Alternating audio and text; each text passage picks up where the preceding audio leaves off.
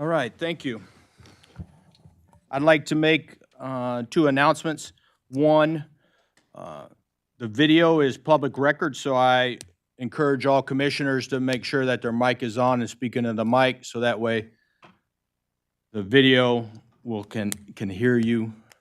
And second, last meeting, we had some sidebars that got a little in-depth, so just to let you all know that the chair, not trying to be, but anyways, will not tolerate sidebars, so you all are forewarned.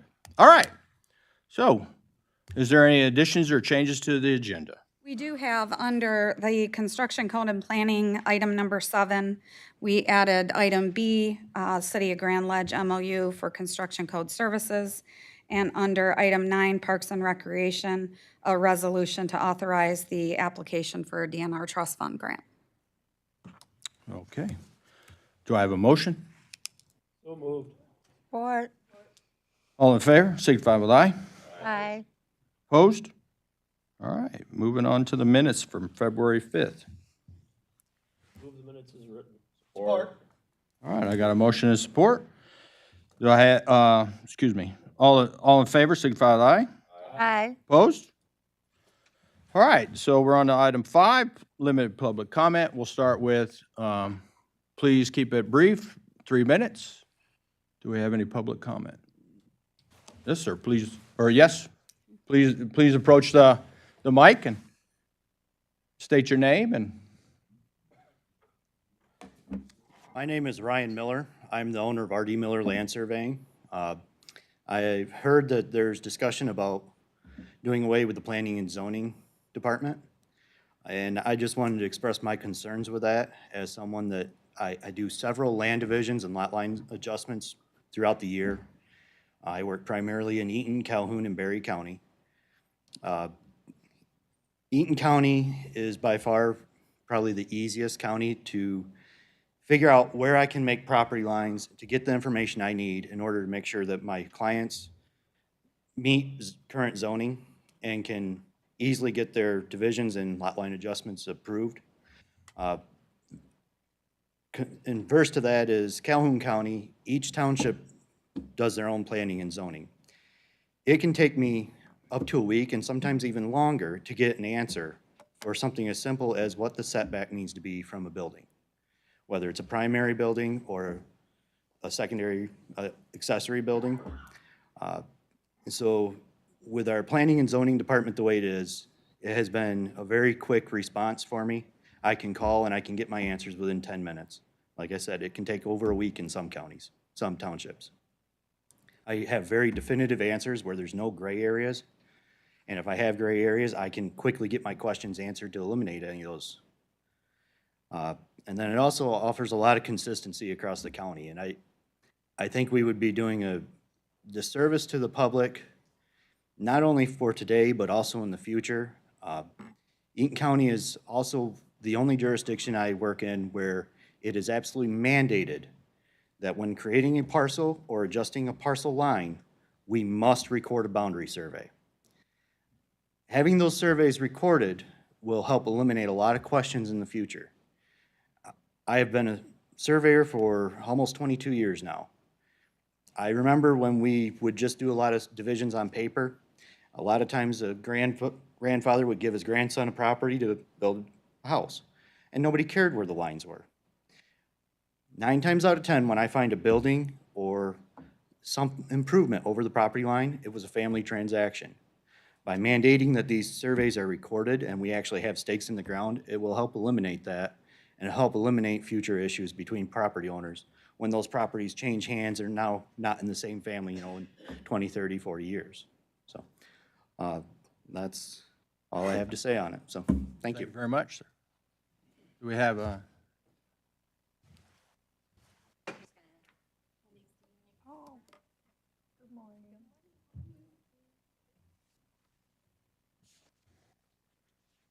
questions.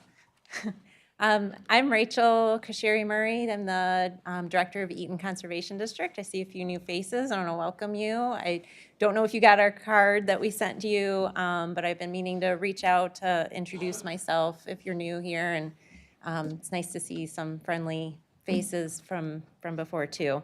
It's been a while since I've checked in. I did want to do just a quick check-in from Eaton Conservation District and to let you know how things went last year. And so I just sent around our kind of at-a-glance annual report. As you can see, we hosted 41 events last year, which serviced almost 5,000 participants. That was 148 volunteers for 1,225 hours. That's basically the value of a half-time employee, or $25,000 worth of work that was invested in this county by volunteers. So really happy about that. We distributed over 13,000 trees to the community and almost 3,000 native plants. And with the help of our volunteers, surveyed 7 parks and treated for invasive species there. There's a lot more work to be done there, as you know from my past presentations, but really got a good foothold to get started on that. As far as water quality is concerned, we are continuing to monitor 9 streams around the county. At this point, all of them except one of them is rated good, and all the rest are rated fair. So that tells us that there's a lot of work that we still need to do to clean up that water. One thing that I want to point out that is not good is, you'll notice we only had 9 agricultural risk reduction practices last year. That is because we had so much turnover in that agricultural specialist position that if you remember, the state funding was threatened. We almost lost it. You guys came to our aid. You did the resolution. We saved the position. But in the process of all that, we had 2 different employees flip over in that position during that time. So that's why that number is so low. As a comparison, Natalie has completed 100 in the first 5 months of this fiscal year. So you can expect that number to be much better next year. You can see all of the funding sources that we have there and what we're operating on. And you can also see kind of what NRCS has been doing in our office.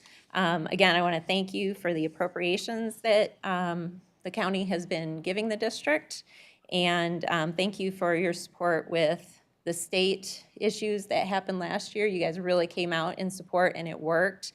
We have our operations of funding of $40,000 in the general fund now instead of a line item. So that should be safe going forward. The MEAP program, which is now called CTAP, also seems to be safe, so I don't think we have to worry about that. We are losing the Michigan Water Stewardship Grant, the Michigan Water Stewardship Program grant, which is a half-time employee. We're looking for a way to replace that funding. We've applied for a grant with Eagle, so keep your fingers crossed for us because we don't want to lose that staff. That would be a loss for the county. And we're also looking for permanent funding for the stream monitoring program, because at this point, we've kind of been piecing it together. But that's something that we're going to have to find permanent funding for to continue it. Also want to give a shout out to our friends over at Facilities, Chad and Eaton Conservation District and NRCS. We all work together to apply for a grant with the Wildflower Association of Michigan. And so there's going to be some native plantings that you'll see going in around the complex. And Chad and I accepted that award this weekend, so that's really nice. As far as the impacts from the national issues go, there are some things happening here on the county level. We lost our Farm Bill specialist, Ashley. She was part of that mass layoff that happened a few weeks ago. We're not sure. We're expecting another similar event, so we're not sure where that puts Matt or Sean, our district conservationist and soil conservationist. We're watching closely. We also know that they're planning on reducing their real estate footprint. So that could impact the lease in our office space because we are co-located with NRCS. So if that gets downsized, we may need to figure out another solution for our office space. So, and then as far as how it's affecting farmers in the county, there's low confidence that any additional applications will be funded next year for our farmers.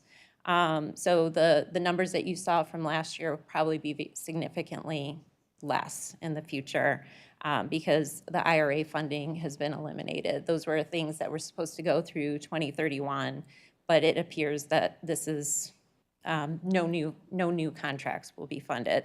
It looks like a 65% cut or hold for the state of Michigan. So that's where we're at. And if you have any questions, I can try to answer them. I'm going to try to arrange to do a more formal presentation for you at a later date, but this is kind of a nice update. Any questions? Thank you. Okay, thank you. Anybody else? Okay, seeing none, we'll move on to agency reportings. First up is Health and Rehabilitative Service. Morning, everyone. For those that haven't met me yet, I'm Martha Richard. I'm the administrator for the medical care facility, and this is my 24th year. So we'll begin with, would you prefer the agency reporting requirement report? Connie, should I start there? You can just give an overview of that. It was really more for the packet so they understand what the funding is. Okay, So just an overview of how we fund. sure. Provide funding. Sure. So the medical care facility receives $150,000 in an appropriation from the county. That appropriation is to cover our maintenance of effort, which is really a tax assessment that is assessed to any county that chooses to operate a medical care facility. So that maintenance of effort actually is a mechanism for medical care facilities to receive additional funding. It creates a Class 3 designation. So for all nursing homes in the state of Michigan, generally they're classed at 1. We are a 3. That means that we receive additional funding through federal funds, which allows us to staff higher and provide higher level quality of care to our residents, while for-profits do not receive that additional incentive. So when we receive the appropriation, it really reimburses the facility because we are paying the maintenance of effort. Usually in the report you'll see, usually the maintenance of effort is roughly around the $150,000. 1 year it was $170,000. It varies every year because it's based on our Medicaid days. So as our Medicaid days increase or decrease, that number could go up or go down. That's assessed annually, and then we pay that monthly. Any questions regarding the $150,000? I would note one thing, the county has paid that 150, I should have looked it up, but for years, we have not increased it or changed it. The facility has asked for increases, especially during COVID when we were down and had to close a wing. So we've been stuck at that 150 for years, just so they know. Thank you, Connie. All right, on to financial performance. As of January 31st, year to date, we have revenues over expenditures of $260,000. Our current cash balance is sitting roughly at $7.15 million. However, there is an earmark for roughly 1.7, which is an outstanding receivable to the state of Michigan. And what that 1.7 represents is really an advance that the state provided to the medical care facility during COVID. During COVID, fiscal year 2021 and 22, reimbursement came to a halt.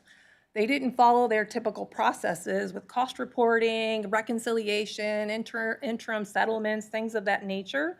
So whatever we were receiving at the time kind of froze. They did give us a tiny % increase during that period of time, but all nursing homes were not being reconciled with what their actual expenses were.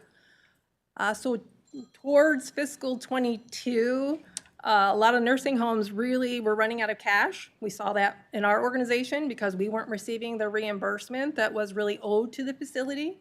So the state really started sending out advances, which is interim settlements, to nursing homes.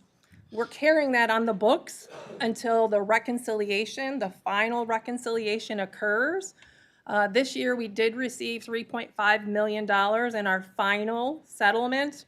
So that 3.5 really included the advance. So eventually, the state is going to take back that 1.7. Right now, it's sitting on the books in our fund balance.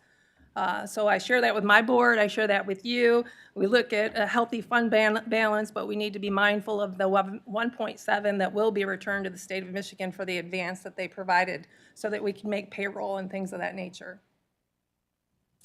Our occupancy for fiscal '25 has been consistently improving, as Connie noted. During COVID, we closed an entire neighborhood.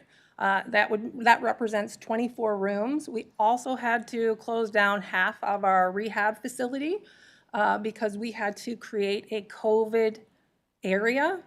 So significant funding loss during that period of time due to decrease in census of those offline rooms. Additionally, a decrease in funding because during that period of time, the inflationary increase was roughly 33% for the organization. So very pleased to share that today we're averaging 124 residents per day. We have 142 licensed beds. Last year, just to give you an example, we had 116 residents per day and 109 the prior year. So you can see we're consistently increasing. We've reopened the Healing Center completely. We've reopened our offline neighborhood.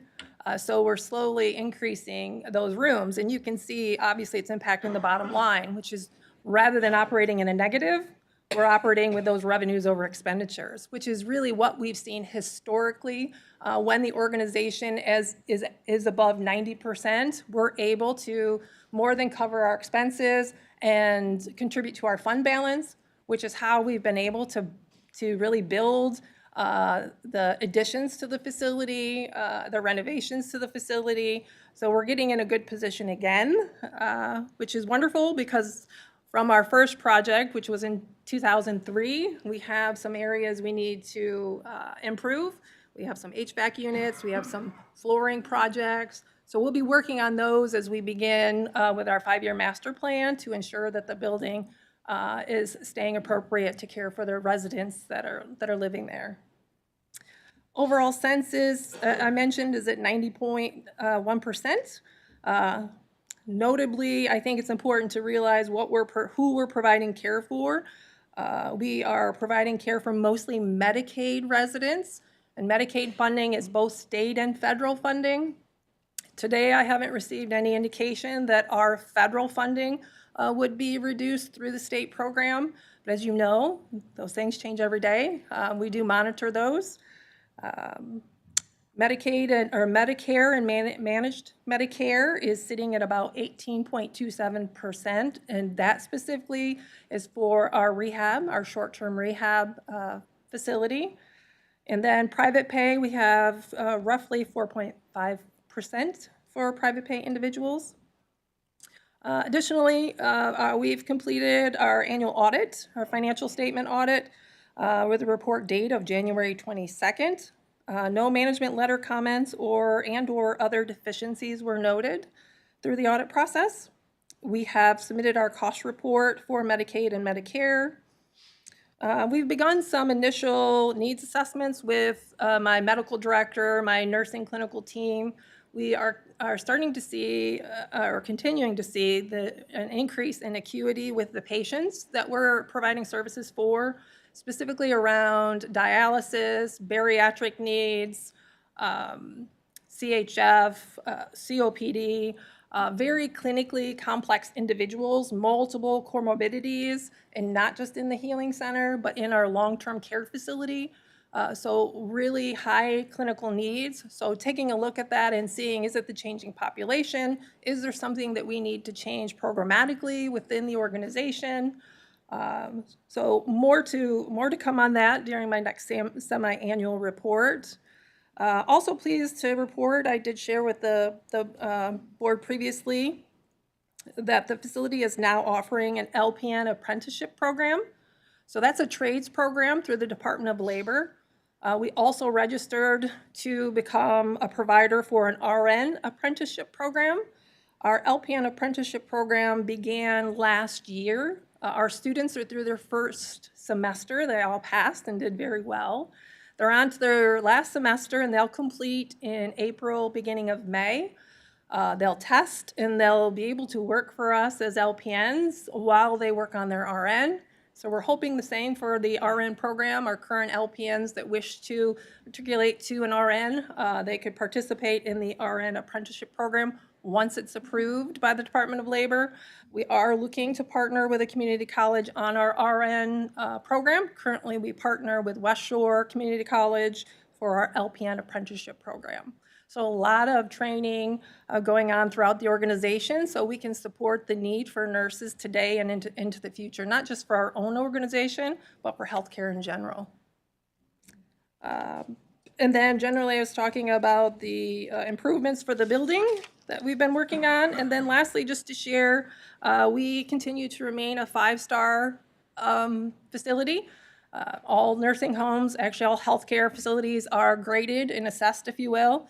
We've maintained that status for many years. And most recently, we did receive the Best Nursing Home 2025 award for Newsweek. So a lot of great things going on at the medical care facility. Any questions? Sure. Yes, Commissioner Drosha. Thank you, Mr. Chair. Yeah, I want to go back to items 4 and 5 in your report. A question, is all the funding spent in Eaton County and for Eaton County residents? And the response was all funding received is spent for residents, patients. I would hope so. And then, excuse me, that was item 3. And then item 4, how many Eaton County residents benefited from this funding? And the question wasn't really answered there either. Specifically, we do track the residents of our healthcare facility, don't we? We do. So are you looking for, Well, I just wondered if we're getting more, I mean, I would assume we'll get more people from Eaton County than anywhere else, but we do serve other counties, other areas, correct? we do. It's a very small percentage. So I could provide a detailed report. Generally speaking, 98% of who we're providing services to are Eaton County residents. It isn't common because obviously in Ingham County, there's Dobie Road, so there's other medical care facilities and other nursing homes that residents are receiving services in that live in other counties. So in Eaton County, what we see is almost all services are being provided to Eaton County. But I can carve out that small percentage so you can see where that's coming from. Okay. And then the last question is on the rating for these other nursing homes. Who does that rating? CMS. Okay. And then are these other two that are cited here, are they privately owned or are they operated by a county or a municipality? They are privately owned. Privately owned, as opposed to ours. Correct. All right, thank you very much. You're welcome. Commissioner Pearl Wright. Okay, first of all, I want to say that's a much better turnaround than what we have had reports before. So thank you, Martha. The other part is with the LPN programs, are they doing a lot of it so they can do like the Zoom and things like that so they don't have to go over to that community college site? Yes. So there are some labs that are Zoom, Sims. So they're, virtual reality Sims, which a lot of community colleges have been doing since COVID. So some of them are Sims and virtual reality. Much of what they're getting is clinical on-site with a preceptor nurse on the floor. So one of our RNs is precepting at the same time they're receiving their clinicals, at the same time they're completing their Sims. They also have online classes, so they're actually seeing their instructor online. So Okay, because I was just wondering with traversing over there very much in person. Okay, the other is, before when you were here, you said that there was going to be a new law so that you had to have an RN on staff 24/7. And we at Eaton County were already doing that. So that law change wouldn't necessarily be a detriment to our services. However, has it already taken effect like at the private nursing homes in places such as? So there's been a lot of pushback nationally on that change, on that regulatory change from CMS. So at this time, they've made some modifications, and so they're grandfathering over a period of time because they recognize that many nursing homes are not providing RNs at that level. So it is moving forward, but at a much slower pace to allow organizations to comply. Because as we know, there's just not RNs out there that you can readily grab and bring into your organization. And today, we might meet the requirement, but if an RN chooses to leave and go to the hospital setting, we could go below those standards. So there have been some modifications to how it was originally presented. Okay, because I know that was a concern, but at the moment, at that point, it wasn't at ours. Okay, so the LPN program, how long, it takes them a year to go through those modulars and become certified? License, yes, yep. Okay. It's a 2-semester How program. how many do we have doing that? We have 4. 4, okay.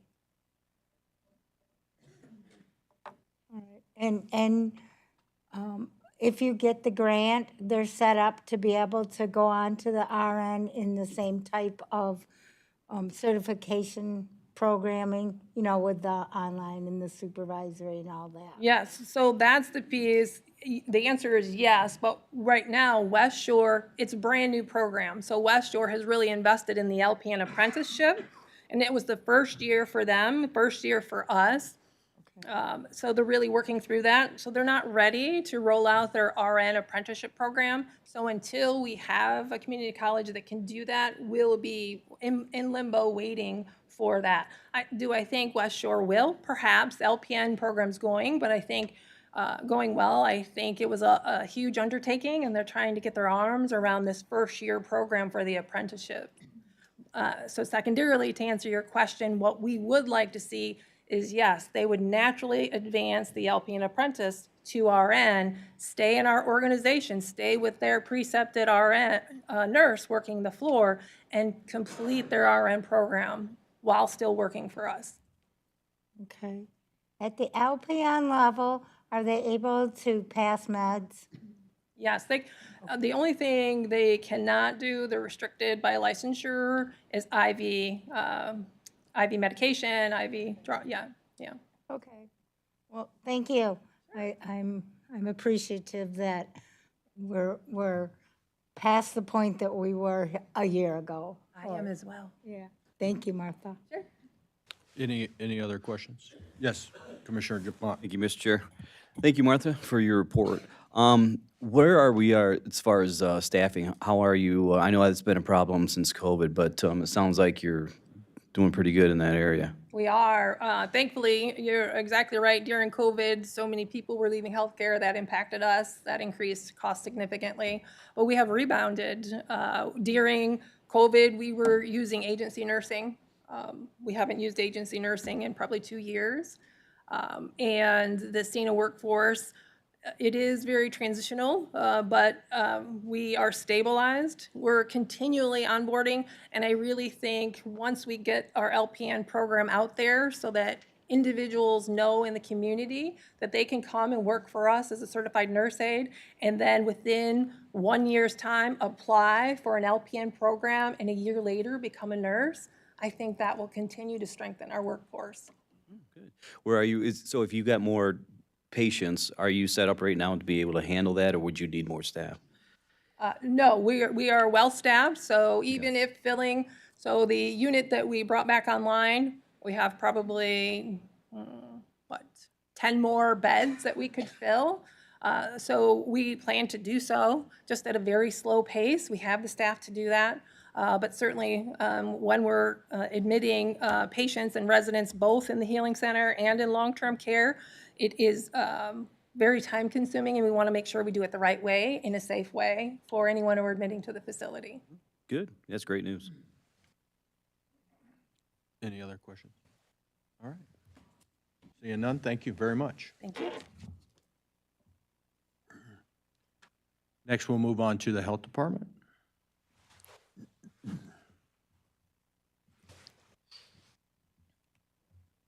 Morning.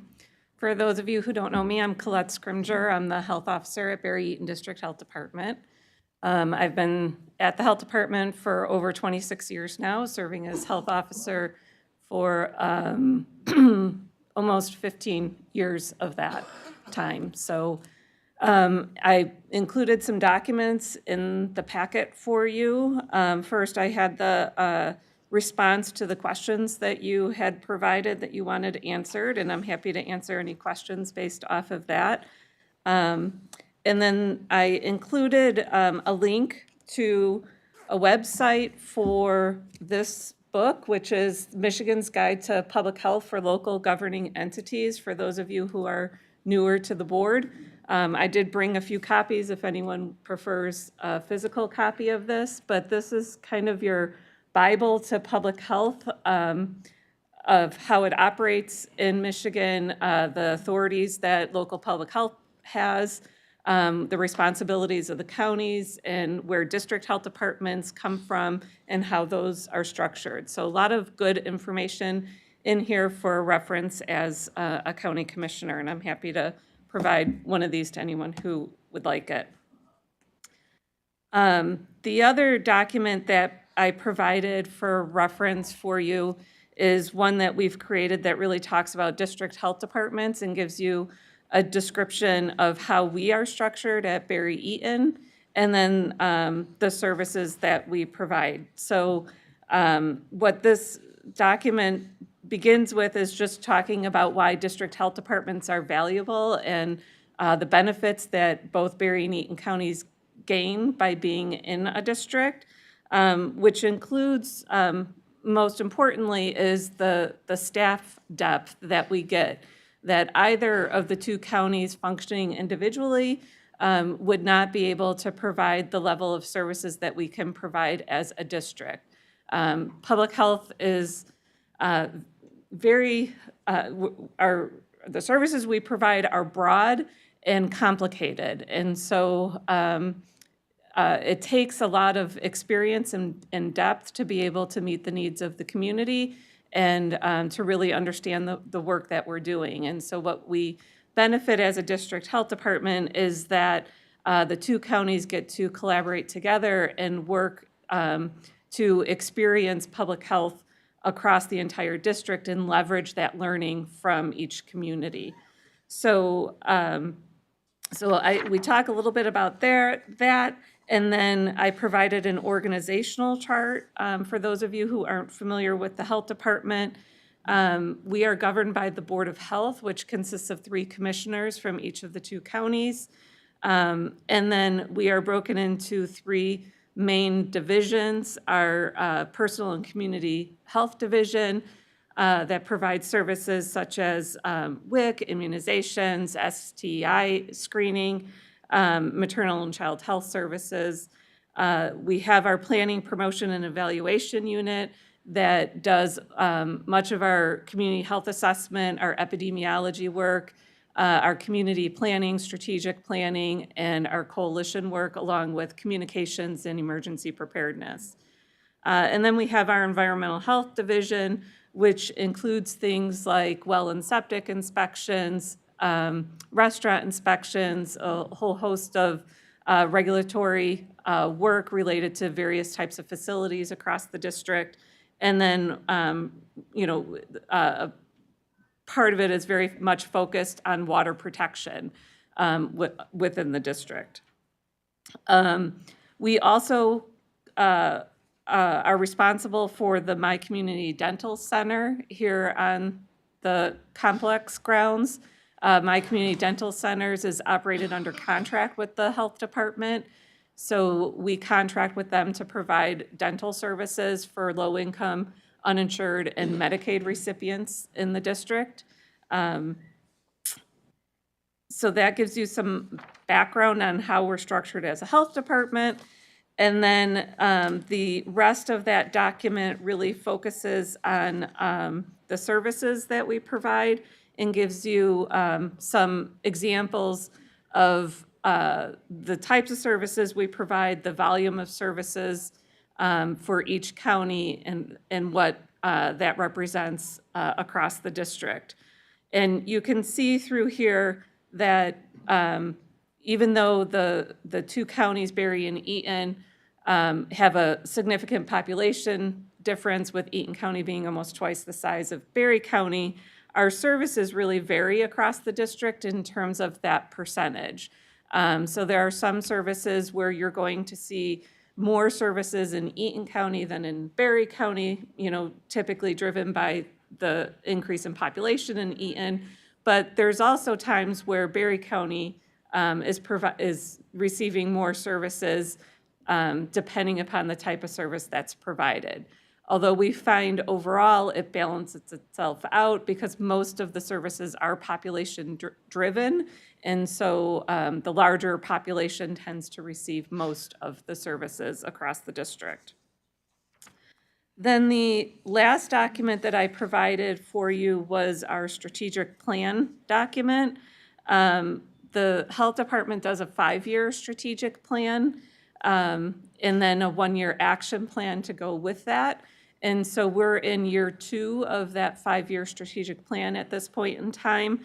And what I provided for you is just an overview of the goals and objectives that we have laid out for the health department that we will be working on over the course of that 5 years. The strategic plan is developed with input from the community, so it's a pretty comprehensive process that included the Board of Health, the staff, our community partners, and then the public at large had the opportunity to weigh in as well through community service or community surveys, various focus groups, that sort of thing. And from that input, we look at public health data, we gather that input from all of those entities and individuals, and then we work to identify what issues seem to be cropping up at the highest that need our attention, and then that's how we identify the goal areas that we're going to focus on over those 5 years. From there, we establish 1-year action plans to kind of bring it down a little bit from these broader strategic priority areas, and we set those action plans on an annual basis with the Board of Health approving those, and then the Board of Health receives regular updates on the progress that we're making on accomplishing those activities, so that our work is very much driven by that strategic plan and by the input of our community as well. I will pause there and see what questions or what you would like to hear from me at this point in time.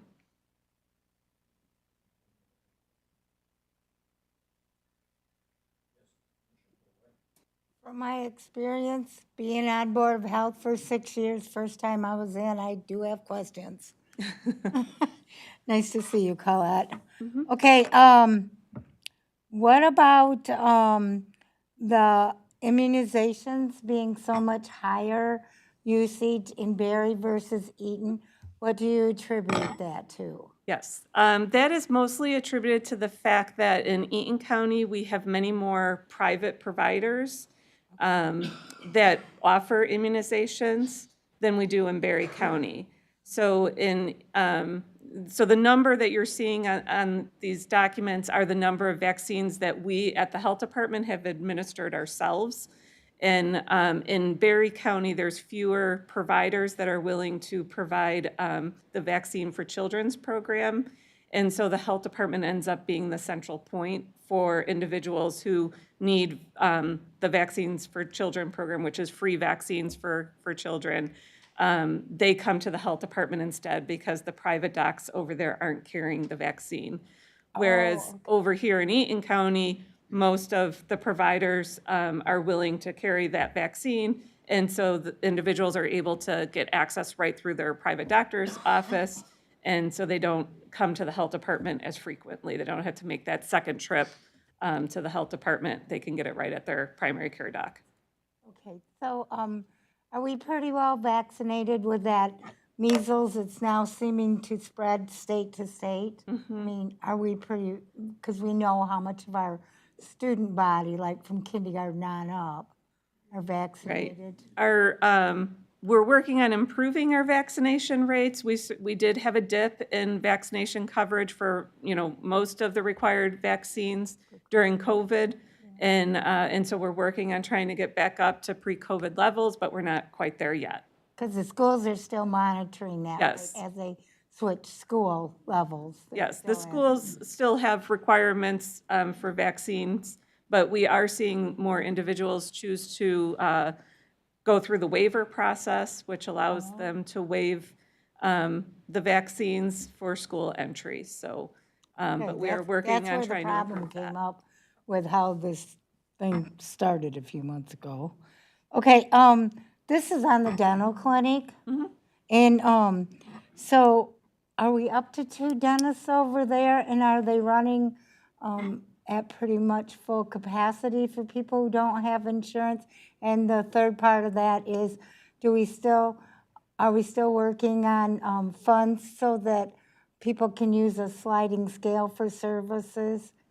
The biggest thing that we found in a survey that we did for people who need services in Eaton County, and we just went over that at our collaborative council, is that a lot of people are falling through all different cracks.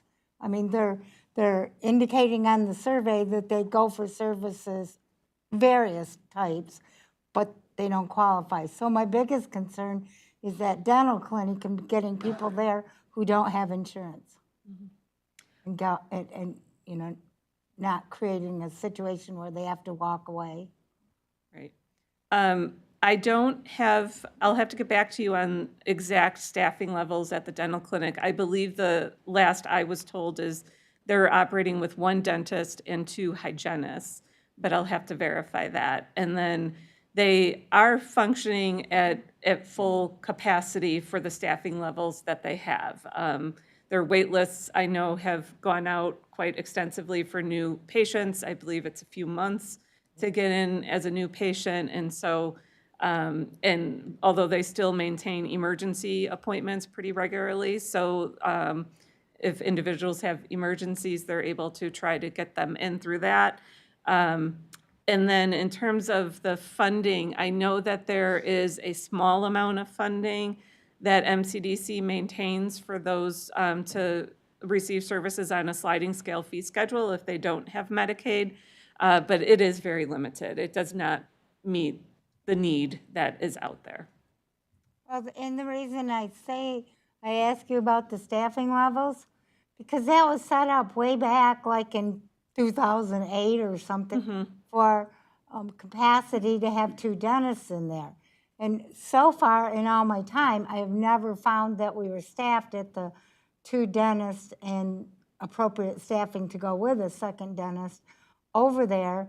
And so my concern is that those emergency cases might not be emergency cases if we had them in to do what we need to do before, they had to have their tooth out or something like that. So we're just, I don't know. Yeah, the I want challenge that second dentist. The challenge that MCDC is having right now is recruitment for dentists. So the job market for dentists and hygienists is really, really competitive. And they have trouble staffing many of their centers with the required, With the staffing funds levels. that they have available. And with because the they funding don't that they have have, that because, Medicaid. yes, since COVID in particular, the salaries for dentists and hygienists has increased so substantially that, they're up against the private market and trying to recruit for these positions, and it's proving very, very difficult. In fact, MCDC just closed, I believe, 6 of their facilities with Ionia County being the closest to us. And a big part of that is that they need to kind of shrink in because they just can't meet the staffing levels that are necessary to provide services in so many facilities across the state. Do they still have the option for, like, our people to go to a different one of their clinics in a different location, say up in Gaylord? Yes. Okay, because that was a big selling point when we brought it here, was that if we had it here, then that gave them an option to get services at other locations, like Cass County when we went there. Yep, yeah, the MCDC does not, for any of their facilities, they will serve anyone who needs the services. They don't look at residency. You know, when I look at the data for our Charlotte location, the vast majority of individuals served are Eaton County residents, but any given time period, there's a number of people that are coming from other communities as well. And then the same is true for their other facilities. And there are times that individuals from the Charlotte practice will get referred to another location if there's some sort of specialist that they need to see, and, you know, for whatever type of care that they need. Okay, so that hasn't changed. I just haven't checked in with you on, you know, the dental clinic for a while. Yep. So that's why I have all these questions, because things we know change fast. The dental clinic, you know, is its own set of things, and MCDC really manages that. And so I know that they would be happy to come to a future meeting and talk more directly if the committee would like that. That would be nice. And for those who don't know it, this system was created by a retiree who was the assistant person at the dental school at U of M, because they seen the lack of availability for dental, which affects people's actual health, being able to go to work and whatever. Okay, here's another one. Are we still monitoring Fox Park for the water, and do we monitor Lincoln Brick water at the park? So our beach monitoring program is summer only, so we're not monitoring, you know, during this time of year.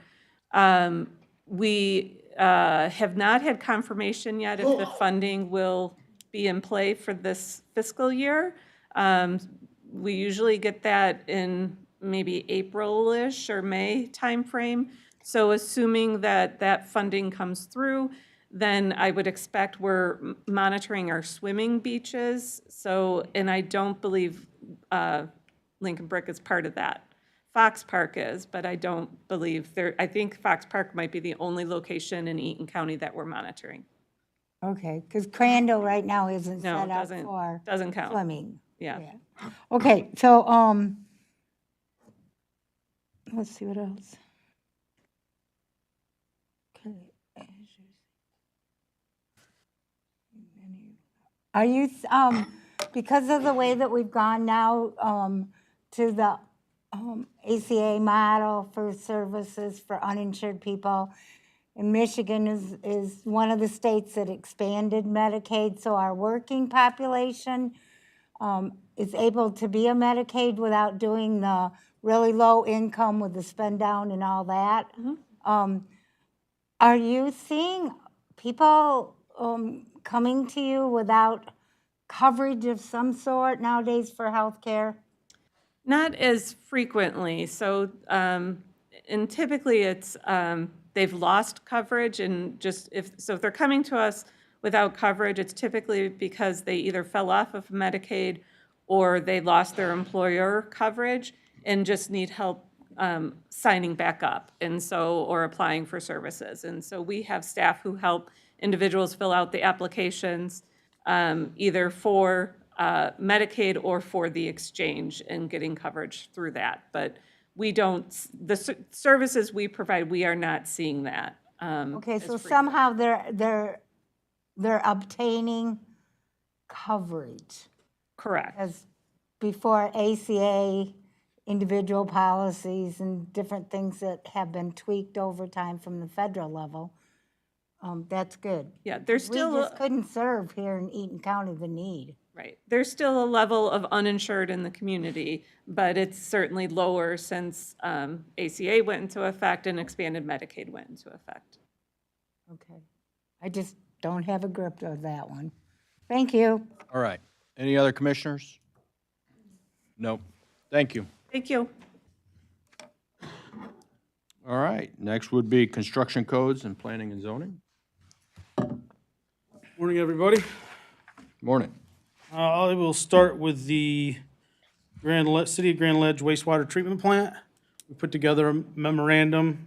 The city has looked at it as well. I think their council is supposed to look at it Monday. Our attorney has looked at it. I guess I'm asking for you guys to, approve it or bless it or however you want to do that. Today, I have a meeting with the City of Grand Ledge with Rich on Tuesday morning. So I would like to just tell him that we're on track. I know it needs to go in front of the whole board on the 19th. But I just want to be able to give Rich an update that we're on track. And I think they want to start conversations that I've had with them. They would like us to start the planning reviewing probably towards the end of this month, the 1st of April. I think they're hoping to break ground midsummer, and it is a 3-year, minimum of a 3-year project. This is the agreement that was in Chris's report last month. This is the one-off just to do the permitting and plan review for the wastewater treatment plant. So it's a one-off project only for now. Yeah, so we would do all of it, the plan reviewing, the permitting, and the inspecting.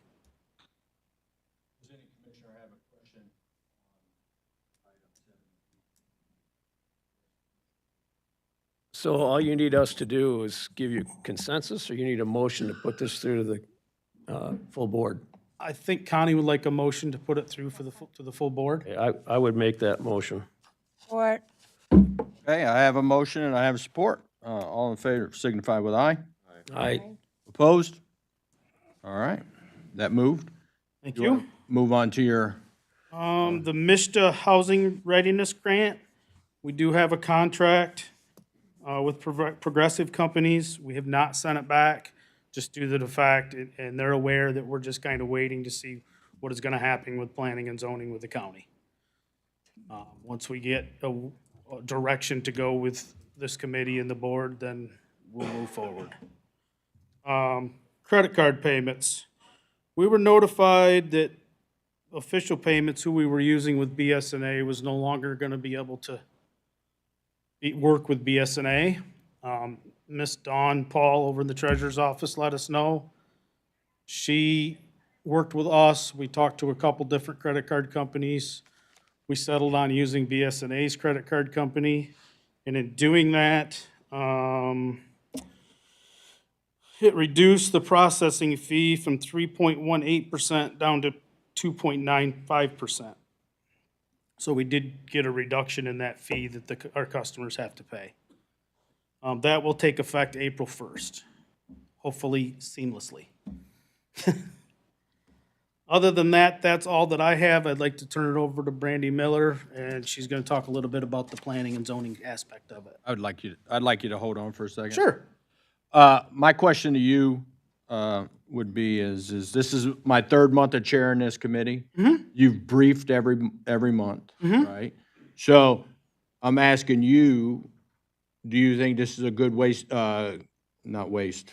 Do you think this is a good use of your time, briefing every month, or do we switch you to a bi-monthly unless you have something that needs to get, that is in the agenda that you want to brief? Would that be a better use of your time than coming every month? Honestly, it would, as long as if I have something that pops up in between, as long as I can come on my off month too, if I Yes. need to. Yeah, that would work great for me. Do any commissioners have any questions for construction codes? Seeing none, I think you should come every other month, so that means we won't see you next month unless you have something on the agenda. Okay, thank you. All right, thank you. Good morning, everybody. In the department report is just a 2-paragraph blippet regarding planning and zoning. As you all know, we discussed it briefly at the February 5th Public Works and Human Services meeting. I know you see a lot of people in the audience. That would be the townships that we serve with planning and zoning services. So I was able to have a conversation with all of the townships and let them know that part of the very difficult decision with budget cuts that are going to be coming, planning and zoning was a consideration. In that conversation, we had discussed moving forward with county planning and zoning, but having those services paid for. Most of our townships are in support of that. Do we know how much that will be? We do not. I think most of them have watched the February 5th. They did hear the $20,000 annual fee. Did have discussions with them regarding enforcement, that we would be more than happy to still continue the enforcements and write the letters and write the tickets. But at the point that it had to go to court, we would require township approval. At the point that if I had a court order to do a cleanup, that would require the township approval, because the burden of those costs would fall back to the townships. That money is paid off by way of filing a tax lien on the property. But right now, Eaton County doesn't have the money to wait for somebody to pay their taxes to get that money back. So the townships are aware that that is something that we're looking at as well. Something that we did not discuss last month is planning and zoning services in Eaton County. We have several coordinated processes with existing offices within the county building as well. We have coordinated processes with the drain office, the equalization department, register of deeds, the treasurer's office, the clerk's office, Barry Eaton District Health Department, central dispatch, GIS.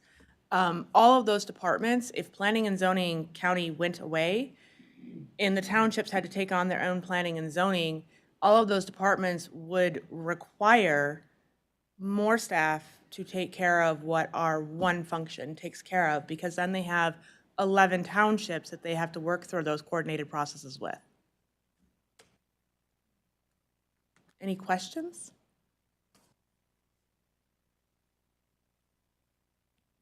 Seeing none. You're gonna turn it over, is that finish your report? That finishes my report, yes. Okay, I do have a question then. Last month you said, correct me if I'm wrong, you said that your current workload would make it difficult for you to start exploring, going down the contract, to save, not to save, but to go in contract with the townships, right? Is that still the case? Is that your workload is here, and to add that on would increase your workload? And I think you said that you would have to hire somebody? We would, in the proposed amounts, in the proposed, which you guys haven't seen yet, we haven't discussed it yet, but potential fee schedule structure would allow for an additional person. So if we, let's just say we came up with an idea and said, hey, let's start exploring this, right? Which I know we're running short on time, right? To give everybody adequate time to see all. How do you see that we provide you with enough time to start working this? I mean, I'm asking you for a recommendation, like, Yeah. if you don't have enough time, or your office doesn't have enough time currently to put forth the effort to start exploring this, how are we supposed to get that time for you to start doing this? Just asking. So I don't believe that that was the intent of what I said. Okay. Is it a little bit more of a burden to move forward and have planning and zoning funded? Yes. But that is a short-term uncomfortable burden for a long-term prosperous goal. With our current staffing letter, part of the problem with the construction code and planning and zoning department is we're down a permit specialist currently. So far, we have been able to maintain everything, including already starting to do some of the research to figure out how to move forward. Thankfully, we have a department where we are all a great team. There is nothing that I do or that Chris does that one of us don't know about or don't have commentary on. We also have the benefit of having Ms. Tammy Alger, who's the planning and zoning assistant and permit specialist, who has been assisting with some of the research as well. Okay. Well, thank you. Any other questions from the board members? All right, thank you, Brandy.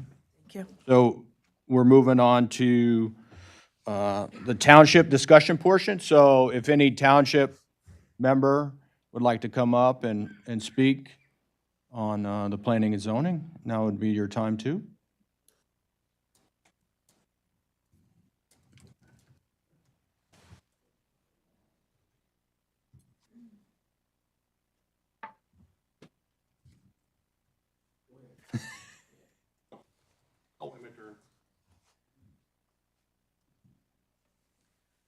My name is Larry Mead. I live in Roxanne Township. Lived on the same farm for 81 years. So I'm kind of rooted right in deep. My question is we need something for guidelines for building. We don't need as strict as what your other parts of the township are, but we still need some guidelines of what setbacks and things like this are. We do have run into problems with the guy mentioned surveying. We have trouble out there. Every survey company surveys from a different point. Some of them are using satellites, and some of them are using the road stakes, and some of them are going out and saying they find the center of the section and go from there. They don't all come out the same. That causes problems. I don't know whose responsibility that is, but we've been off as much as 20 feet in a fence row. One survey company come out, I was gonna have him survey my property, and he said, we'll go back and find the center of this thing. And I said, I can show you that. He said, no, you just think you know where it is. And I said, no, I've lived here all my life. I can show you the center anchor post of this section. You think you know where it's at. So I got a different company to come in and use the ones in the road, and they come right out within just 2 or 3 feet, which over the years, a fence row can move that far, so. Anyway, that's my bigger concern is we need something there for uniformity. If we're gonna do it, let's do it all together and not just everybody have their own little tidbit there, so. And Brandy and I and Chris Garrison here are old friends, we've been known each other for a long time, so. Anyway, that's my statement, so. Thank you very much.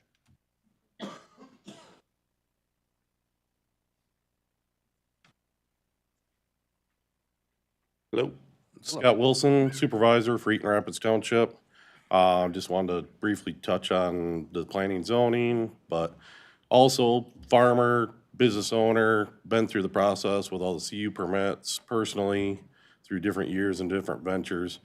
And it's been a great process to deal with, working with the county on it.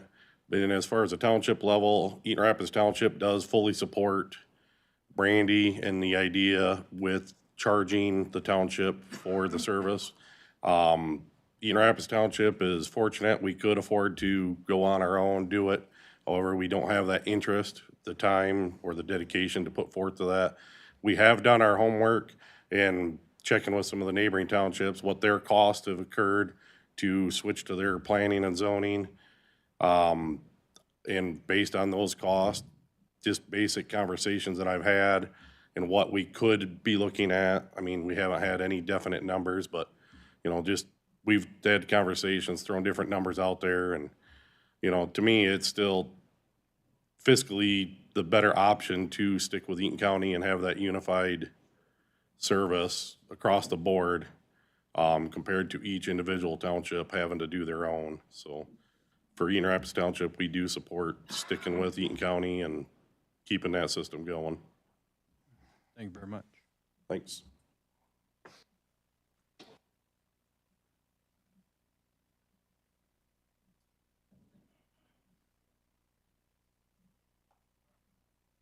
Good morning. Becky Austin, clerk for the Village of Vermontville. So we're not a township, and we're kind of unique because we already have our own zoning and planning, but we lean on your department for permitting, guidance, help understanding these things. You know, at a county level, especially in a small community, we may not have the level of educated people working because they're, like, our planning commission is all volunteer, right? There's nobody there that's getting paid per se to do the job. So your department has been very helpful to us.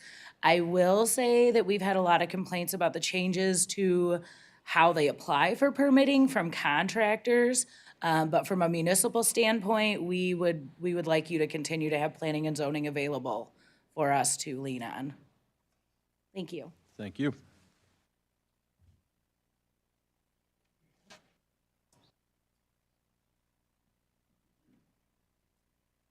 My name is Dreama Emerson, and I'm here today representing the city of Olivet, and just wanted to share with all of you guys that our community and our city is so little, and we do not have specified planning and zoning people. Again, like Vermontville, they're volunteers. You know, we try to struggle through, so without Brandy in this department, I would be lost. They help me a lot.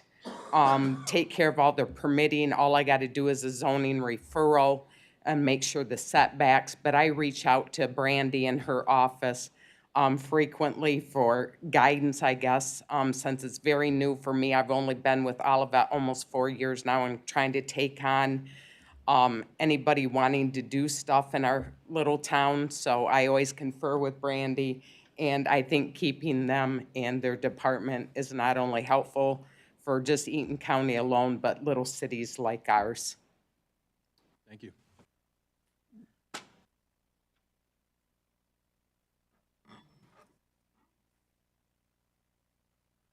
I'm Helene Larson, Brookfield Township Treasurer. We would prefer the zoning stay with Eaton County. However, it's going to be very hard for our budget in allocating $20,000 for zoning.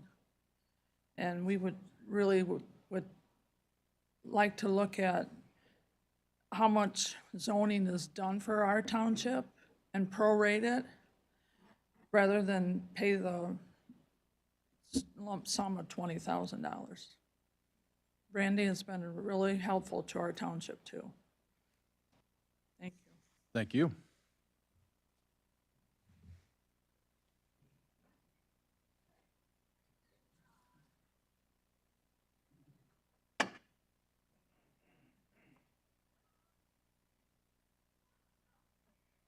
My name is Dave Roberts. I'm the Eaton Township Supervisor, and at one time I was on the Planning and Zoning Commission, probably for about 11 years. We certainly are not in favor of going on our own for planning and zoning at this time, and we've always supported our Planning and Zoning Department, and I think that you would be doing a disservice to the public if you eliminate this department.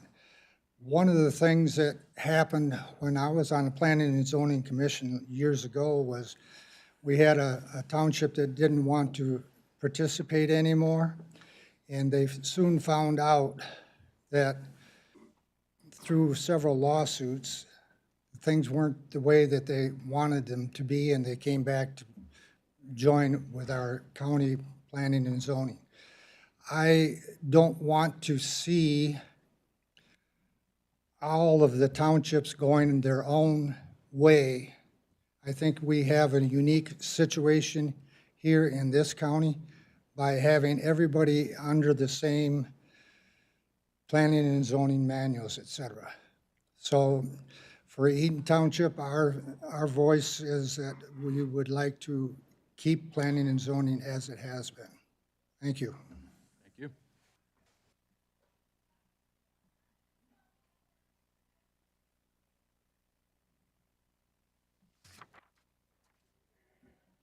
My name's Don Chase. I'm the Bellevue Township Supervisor, and I want to say hi to my 7th grade teacher that was just up here.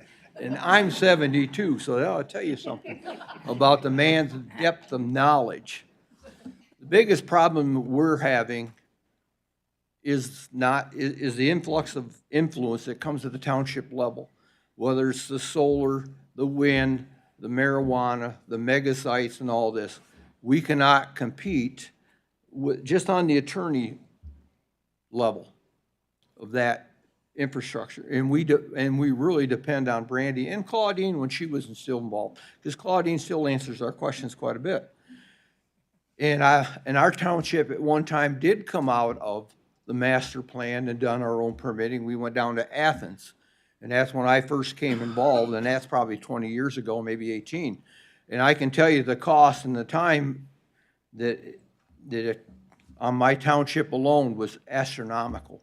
And not only that, but when you want a building permit, you don't want to have to wait 3 or 4 days to get a hold of me, to sit down in the office and go through all the paperwork where we can do it at the county. And I will admit, sometimes that we do have issues with contractors that Eaton County is a little more strict than maybe some of the other counties, but that's just the way that, the beast runs a little bit. But just on the educational level alone, I've had some training, but I am not qualified for zoning and planning. Just on the master plan renewal, the amount of time and the amount of cost, I don't know what it is, but it is astronomical. And just like Mr. Roberts said, we need that unity of all the townships together. Because right now, we are under pressure, with the big solar farms that want to come in. And then they pick and choose where they want to go. And one of the reasons they can do that is because we don't have the resources behind us that they do. And that's why we really depend on the county. Now, I looked at this when Claudine and Brandy went separate ways here. I knew that something like this was coming, and I had been budgeting a little bit, knowing that probably zoning and planning was going to be one of the devil's hit.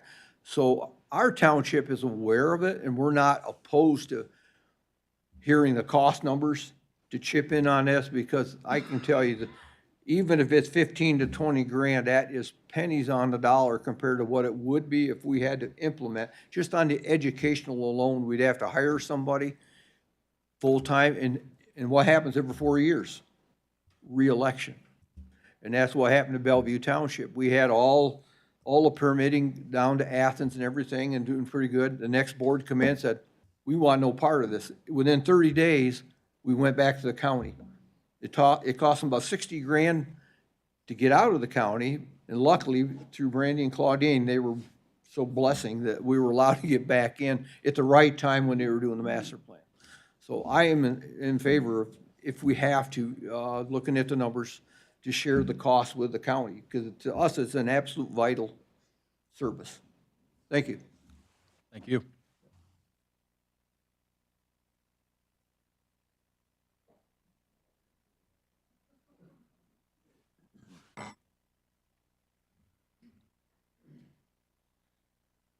Morning, my name is Brett Ramey, Kelmo Township Supervisor. I'm going on my 26th year in that position.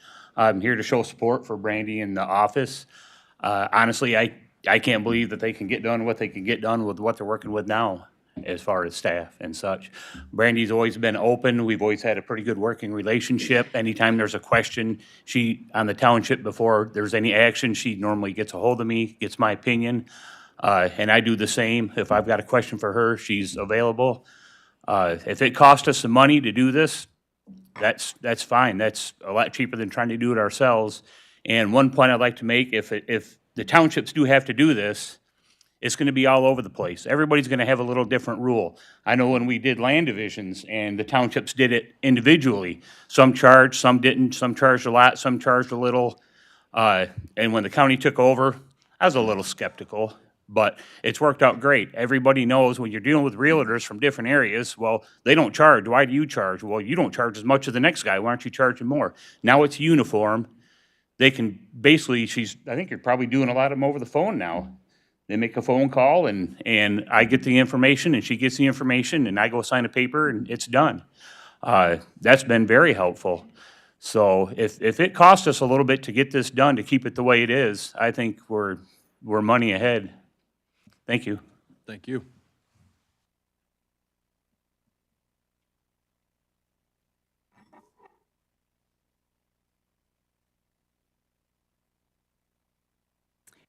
I'm Selena Dietz, the Sunfield Township Supervisor, And again, I can't really add anything. I echo everything that everybody else has said. Sunfield Township, none of us, the whole 5 board, we never ran for the position. We were all recruited. So we're all just kind of flying by the seat of our pants, and we rely heavily on Brandy. She's always been there for every weird thing that we have going on. We had many of you know the Sunnycrest issue. All of that was so far over our head. Brandy helped extensively. It scares us to think that we would have to do this on our own. I just don't see that even being feasible. Again, we're all just trying to learn the job, and to throw that on us, and the extensity of somebody said the marijuana and everything that comes at us is just too much for the little Sunfield Township. So we again are in support of Brandy. We would love it if it turned out to be that way, that she stays in that position. Thank you. Thank you.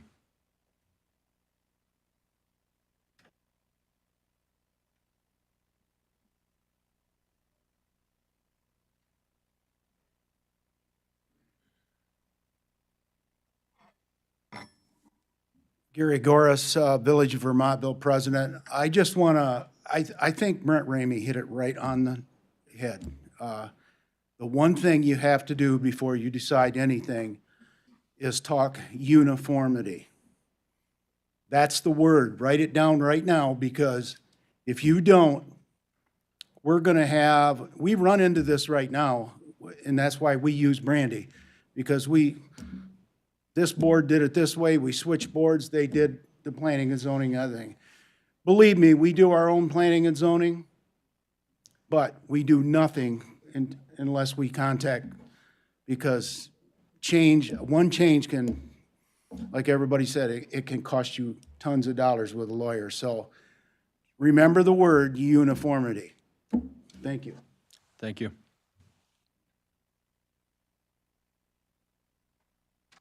All right. Okay, Commissioner Toomey, excuse me. Thank you, Mr. Chair. I just wanted to say a brief thank you for everybody from the various municipalities showing up here today and giving their thoughts. It's very helpful to us. Nobody's closer to this issue than you are. And I'd like to say, another thank you to Brandy, and my comments still stand from last month. Really looking forward to seeing how we can keep this department going, and if there's any way we can make it self-funding, I think would be really good for Eaton County and the various municipalities in it. So, thank you. Thank you. Commissioner DeRoche.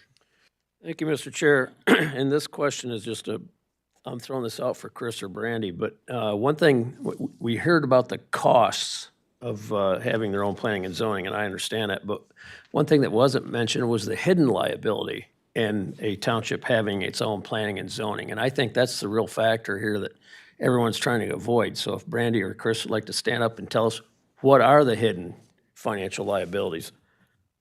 Are you referring to hidden financial liabilities for Eaton County or hidden No, financial liabilities for a township that wants to take on its own planning and zoning.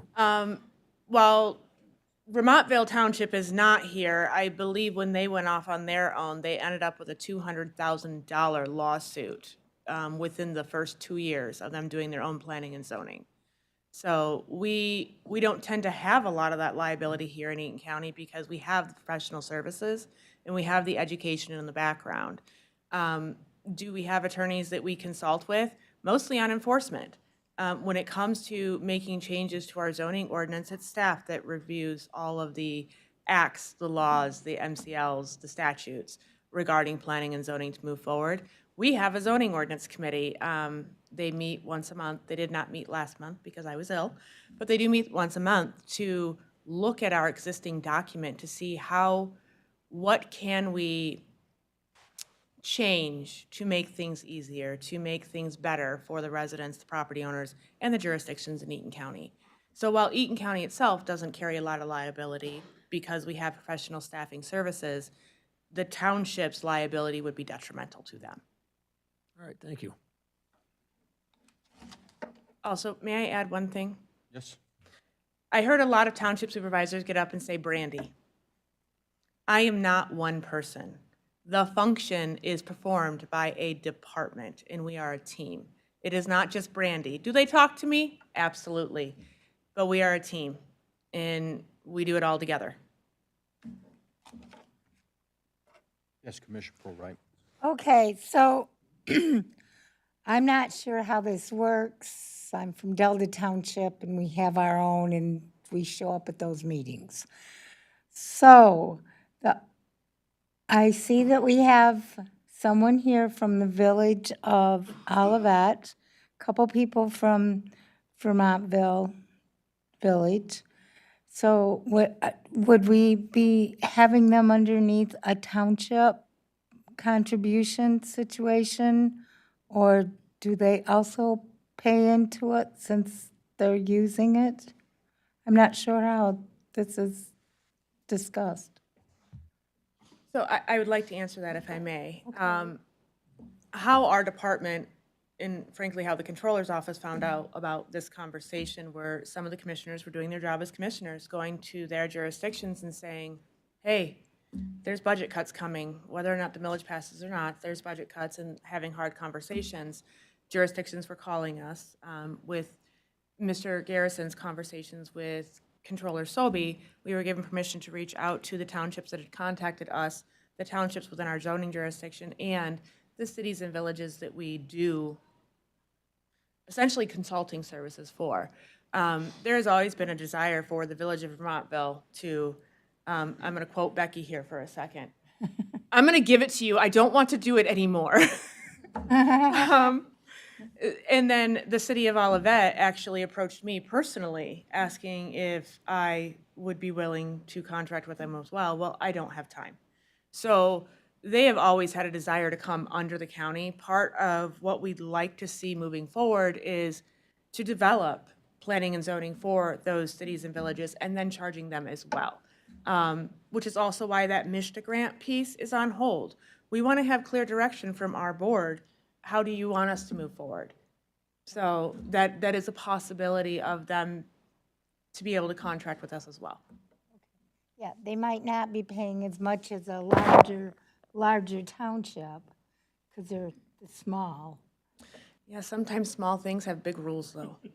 Okay. Okay. I don't read them. Thank you, Brandy, for reading. You're very welcome. Brandy, I do have one question. Yes. So the fee model that you came up with, is that if the board cut all funding for your department? It is. So, I am concerned about the cost to the townships and to the other municipalities. So, is there a way, while not to add more work to you, but is there a way that your team could do like a percentage cut? Maybe like if 25% was cut, this is what our fee schedule would be at needing to produce. One, I appreciate you calling it a team. I very much appreciate that. Well, you just corrected us, so I Thank figured you. I better use the right Thank you. words. So are you asking if there are services that we could cut within what we currently do to No. then charge less? Or is there a percentage cut where maybe the general fund still pays in? And that's not up to myself, that's not up to Mr. Garrison. We're willing to take it whatever path the board wishes us to take it in. That's the direction we're looking for from the board. Yep. Yep. Can I say something? May I? Why, yes, Connie, you may say something. So realistically, that's what they're asking for from this policy committee. Are we going to move forward? Is this a recommendation you would make to the board, to the Ways and Means Committee as a reduction, right? The determination of whatever that reduction is going to be would go to Ways and Means at some point, but the work needs to be done now. And if this committee is not in support of this, then them doing the work, continuing to do the work, doesn't make sense. But if you're in support of this, they can work on it, and then developing the budget. So if the board says, like you said, 25%, that you'd want to cover the costs, or the townships would cover the cost, that's what we would need to develop for the fee schedule to work with the locals. So I don't have the Ways and Means schedule, but when are they on the docket for the Ways and Means? Because So starting this month, we're going to start doing Ways and Means. So all departments will come to a budget hearing or budget discussion in June. Okay. But we can, if something comes up, I mean, we can move forward quicker to determine that budget and present that, so that we want to make sure that the locals are not, rushing around to deal with what they have to do. Because they have a lot of work to do if you didn't want to move forward with the county continuing. That makes sense. Commissioner Toomey. I'm sorry, no, I'll let you continue. You look like you had something to add there. Yeah, so what I think we owe it to them and to the board that, can you have something, next month? We put it on and then we give them we vote on the guidance next month. So that way, everybody in the room understands where, probably where we're going. Absolutely. Also, you called it a fee schedule. Our fee schedule is part of this plan as well. Yeah. We have a fee schedule that the last time it was updated was in 2005, and that was simply to add another application on there. Prior to that, it was updated from 1999 to 2004. That's our last fee schedule update. So part of the plan would be actually charging for services that we currently do for free and increasing our fee schedules. I would hope, like you could give us a little something, like if 10% of your funds were, the county funds were, we funded you 90%, what the fees would be from the township. If you could give us something breakdown like that, I think it would help all the board members better understand and better see where they feel comfortable. And so we can give you some direct guidance, so that way everybody in the room can start making plans. Yes, I just have one question, right? Yes. Can you give us that? Is the 10% what you're looking for, or 25%? Okay, Or? that's a very good point. Or two different options that we can Well, work with? I think we go with the quarters, right? Okay. So I think we do from, because we know what your current budget is currently, so that's 100% funded, right? So you give us 75, 50, 25, and 0. Well, I mean, you already got the 0, but, so if you just fill in those gaps, I think that would give the other board members something we can look at, and then we can have a long discussion next meeting about this topic, and then we can put it to a vote to give you guidance, which you need. Okay, Thank you. perfect. Does any other commissioner have any? Yes. Ms. Commissioner, excuse me, Pearl Wright? Okay. I understand what you're asking for, and that's a good situation for her to come back next month. However, I made a whole bunch of notes of who came and talked to us, and I have a lot of people who, even with what you threw out for a cost last month, they're still invested here in wanting the county to continue. I just want to point that out. So I don't think anything to them is that much unreasonable, especially when we're in such a tight budget situation. Commissioner Toomey? Yeah, I was just gonna ask too, I don't know if do we need a motion for any of this today? So what we would like is a motion to just say that they will continue, and that Brandy Chris will come back in April to make a recommendation.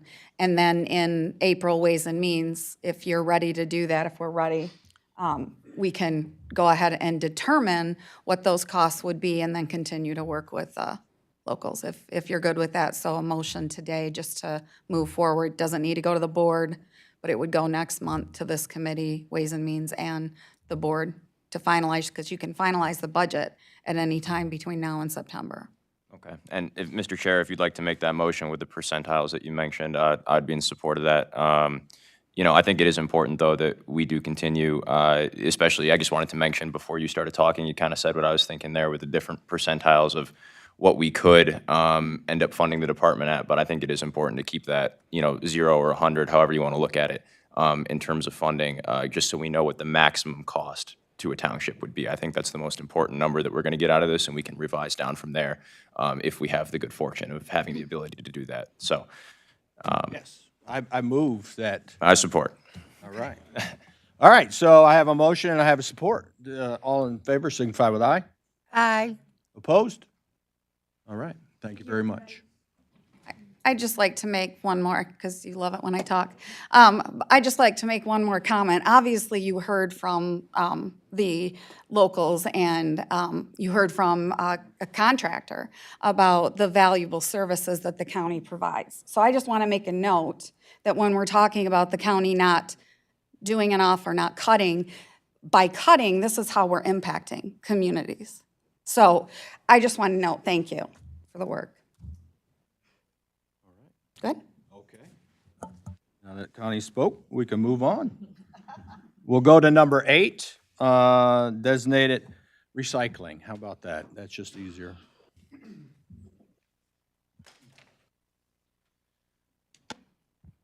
Good morning, everyone. Jared Bogdan of Hannah, Department of Resource Recovery. We don't have any action items today, but we do have a few updates. We are getting ready for our summer event season, so our events are open and free to all residents of Eaton County. And we're going to be opening up our registration here next week. And just some changes that we've made. We are looking at reducing cost and streamlining processes in our department. So we've been working on bringing all of our software and event management systems in-house to the department and going through the county website. So I've worked with IT, our technology services, and currently we're going to have all of our registration on our website for the Eaton County, and we're going to be doing all of our volunteer management and signups through the county website, which is a really great change, and I think a lot of the residents will really like not having to sign up for separate services and make separate accounts and check separate websites for some of the information. We're still waiting on the Scrap Tire grant. We have assurances from Eagle that it is coming, and furthermore, with event season, we have education season. So we're working with Eaton County Parks, the City of Charlotte, and local school districts and libraries. And a lot of our education is focused on basics of recycling, waste management, and we do have a worm composting bin. If any of you would like to see it and learn more about composting with worms, we would be happy to talk to you about it. And it's really great for the kids. They really like playing with the worms. And speaking of the vermicompost, we're working with Eaton County Parks, the Lincoln Brick Nature Center. We're going to have a display, and we're going to build a worm bin with the Parks Department. So for their summer camp programs, they'll not only be able to have education programs with composting, but a lot of the food waste is going to be able to be composted there too. So we're excited about that. And our last update, we finally met for our Materials Management Planning Committee. That meeting was on Tuesday, February 11th. It consisted of election of officers, overview of the Materials Management Plan, and the county's operations. Our next meeting is next Tuesday. There's a typo in the report. It should be March 11th. And we're going to be reviewing the work program. And the work program is the grant application for Eagle. So once our work program is completed, the work program will get approval from the Materials Management Planning Committee, It would move to the Public Works and Planning Committee for approval, and then Ways and Means or the full board after that. And that will make us eligible for up to $110,000 in funding to help the planning of rewriting our solid waste laws for the county. And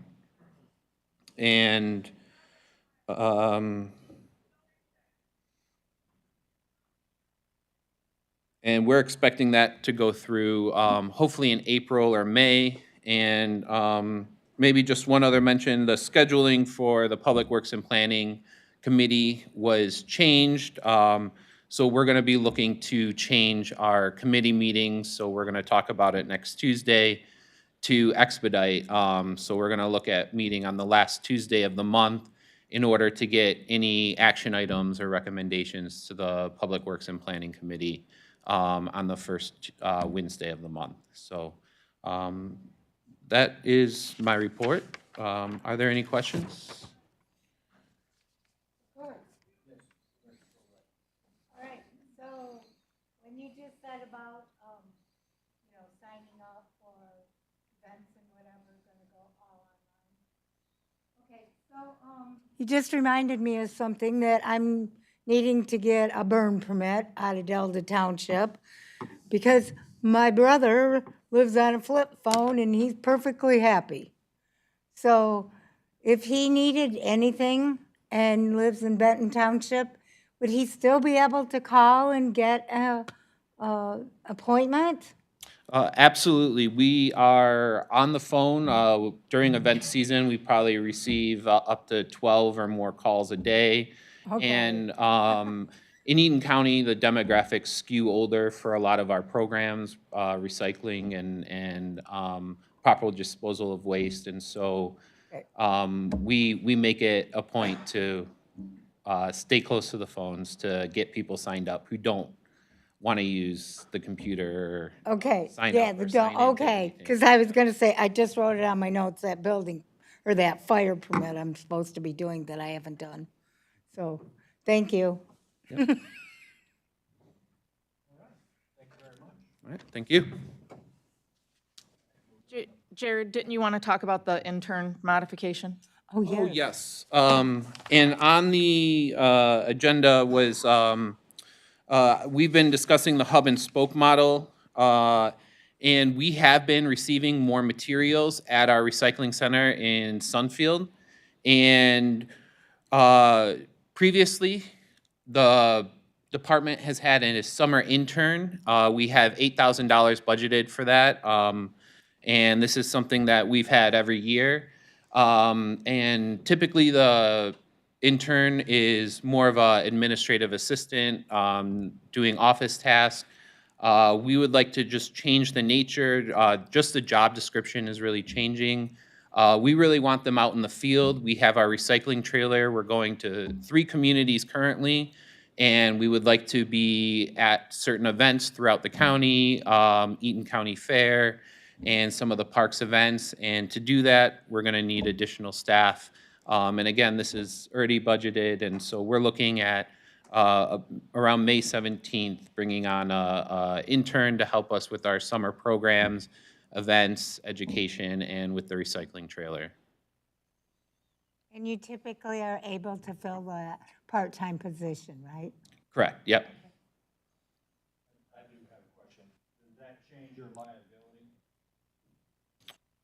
for them? Since if they were an office assistant and they never left the office, now you're gonna have them drive around in a vehicle. We already have one individual that's driving a vehicle, so they would hire somebody who is equipped to do that. So it wouldn't be just an intern.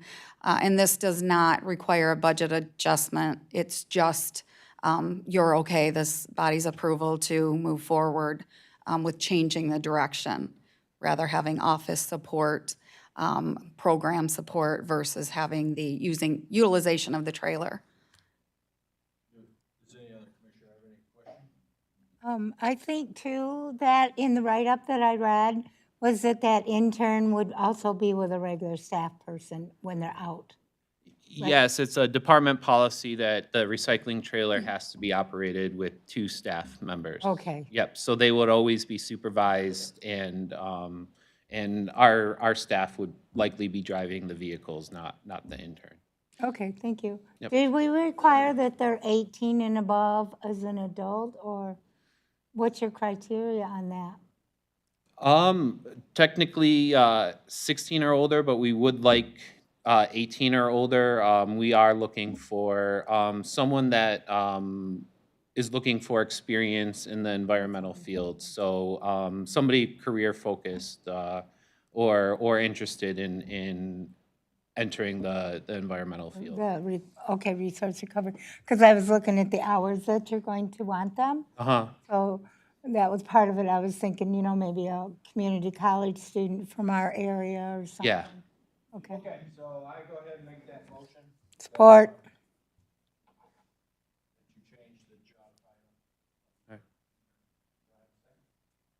Jeannie did. Jeannie did. Okay.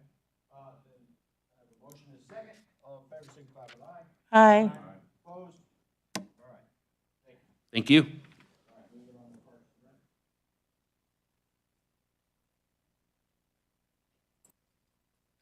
Alex is at an MParks conference, so Chad Powers is here this morning.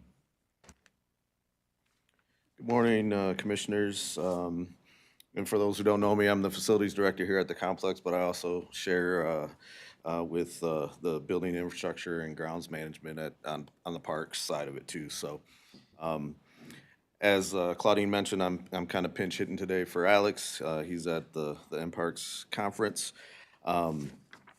I can read his report. I think it's in your packet. Do you want to go through every item, or I don't know how you guys want to do this. I feel like when we get to the position, that's going to be a little longer discussion. So the current events, they're working on the interpretive center at Lincoln Brick, working with the Friends of Eaton County Parks to accept new board members and reestablish regular meetings with Eaton County Parks. Moving forward with phase 1 of the Crandall Strategic Plan. The first phase of that, and I'm a little involved with that, is we got to get some delineations, wetland delineations for the proposed new entrance off of Flanders Road. So there's a little bit of front end stuff for that. And then they're working on the gathering details for the DNR Trust Fund, which I think that was part of the amended agenda to this morning. Sure.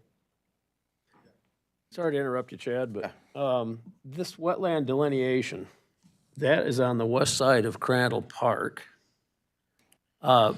Is that where Crandall, during excavation, dumped all the spoils from the initial? No, I'm not sure of that, but I did reach out to Crandall, Colin, I don't remember his last name, but they may even have a wetland delineation previous for that wet area that you're referring to. I'm not sure where they dump spoils.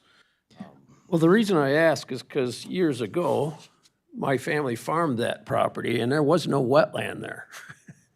We went almost all the way to Flanders. We did just hay. There wasn't any other crops in there that we put in.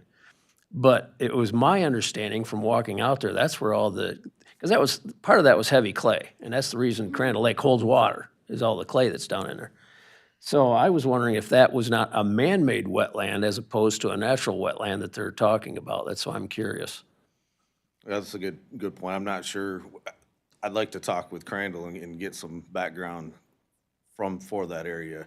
And it may very well be that it was just an area that was dumped a bunch of clay. Now it holds moisture and has turned into a wet spot. Correct. I would hope they would not delineate that as a wetland when it's never was prior to the excavation.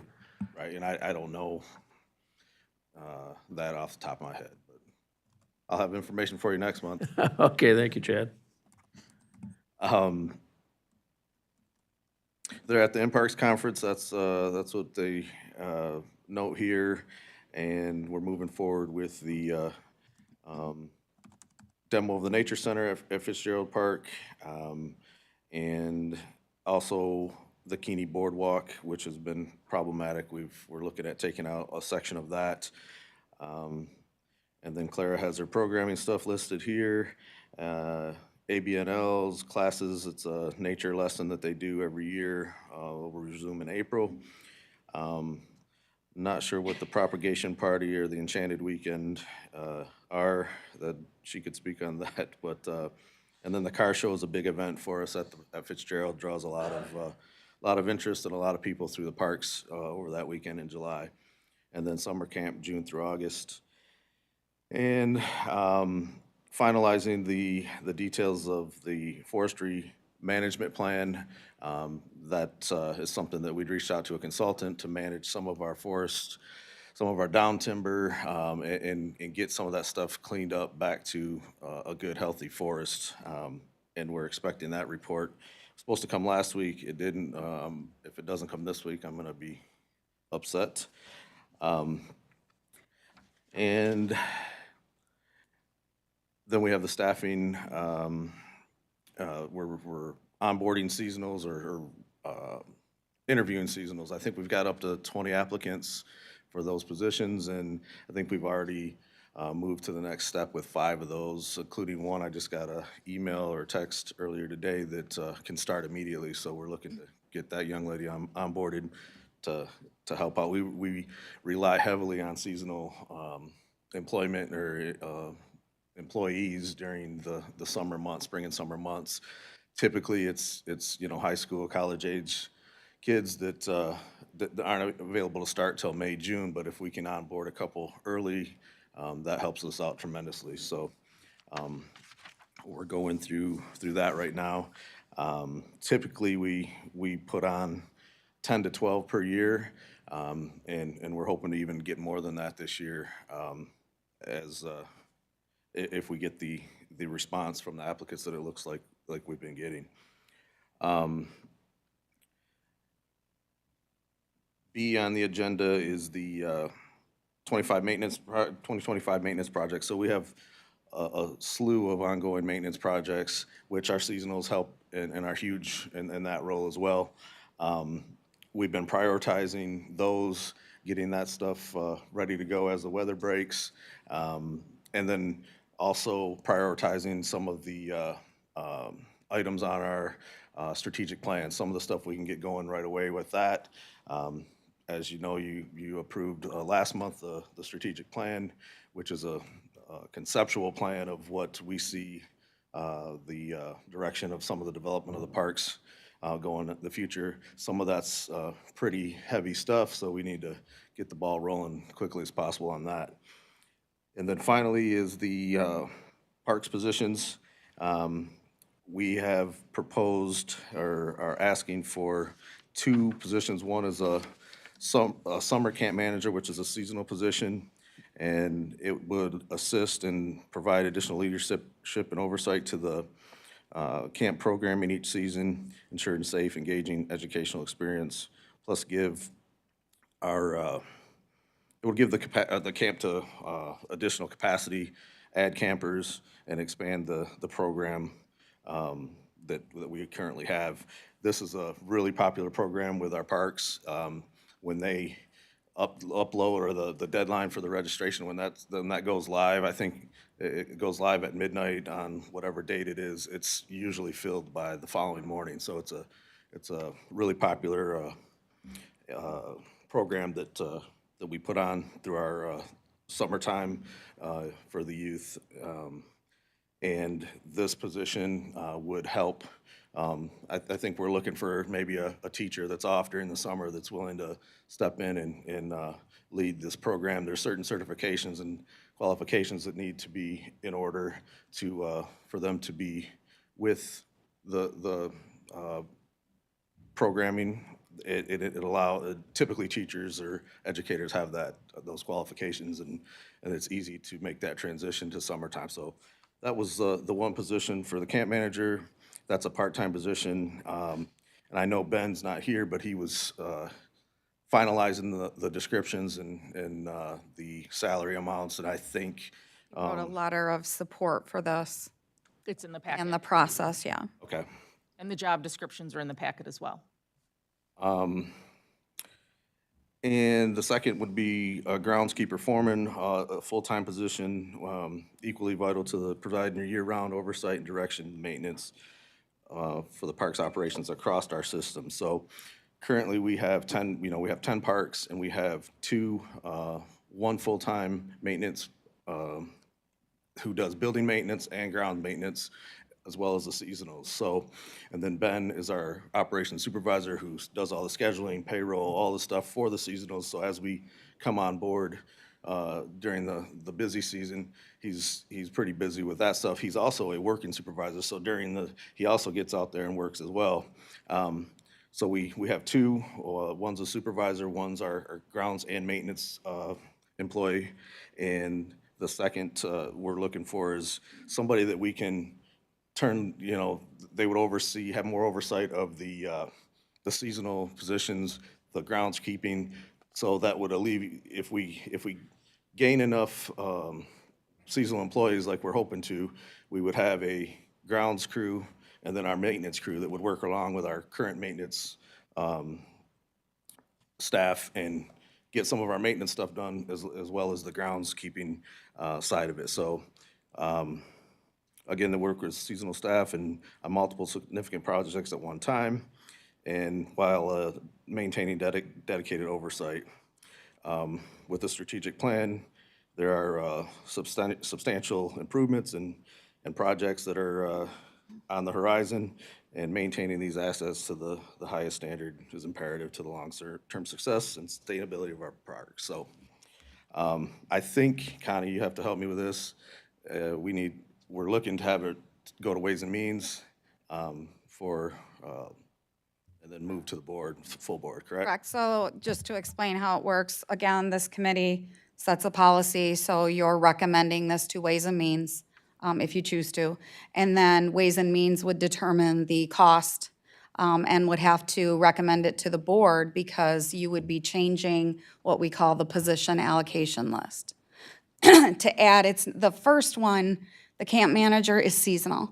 So that's not added to our position allocation list, but the groundskeeper foreman would be. So that's what you're looking to do. And I'll just expand on what Chad is saying, and that is when the millage was proposed and then approved, the goal was to make sure that we were making improvements at our 4 parks that we operate.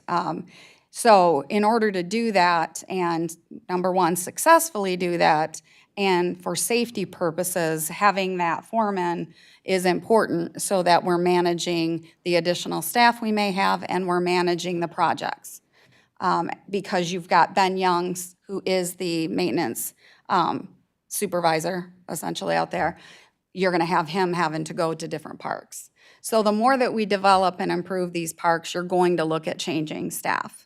And that was the intent of the parks millage, is to improve your parks. And then the programming, which that is going to change a cost due to, it's not gonna be classified as a basic seasonal employee that we hire. And that's what Ben was working on.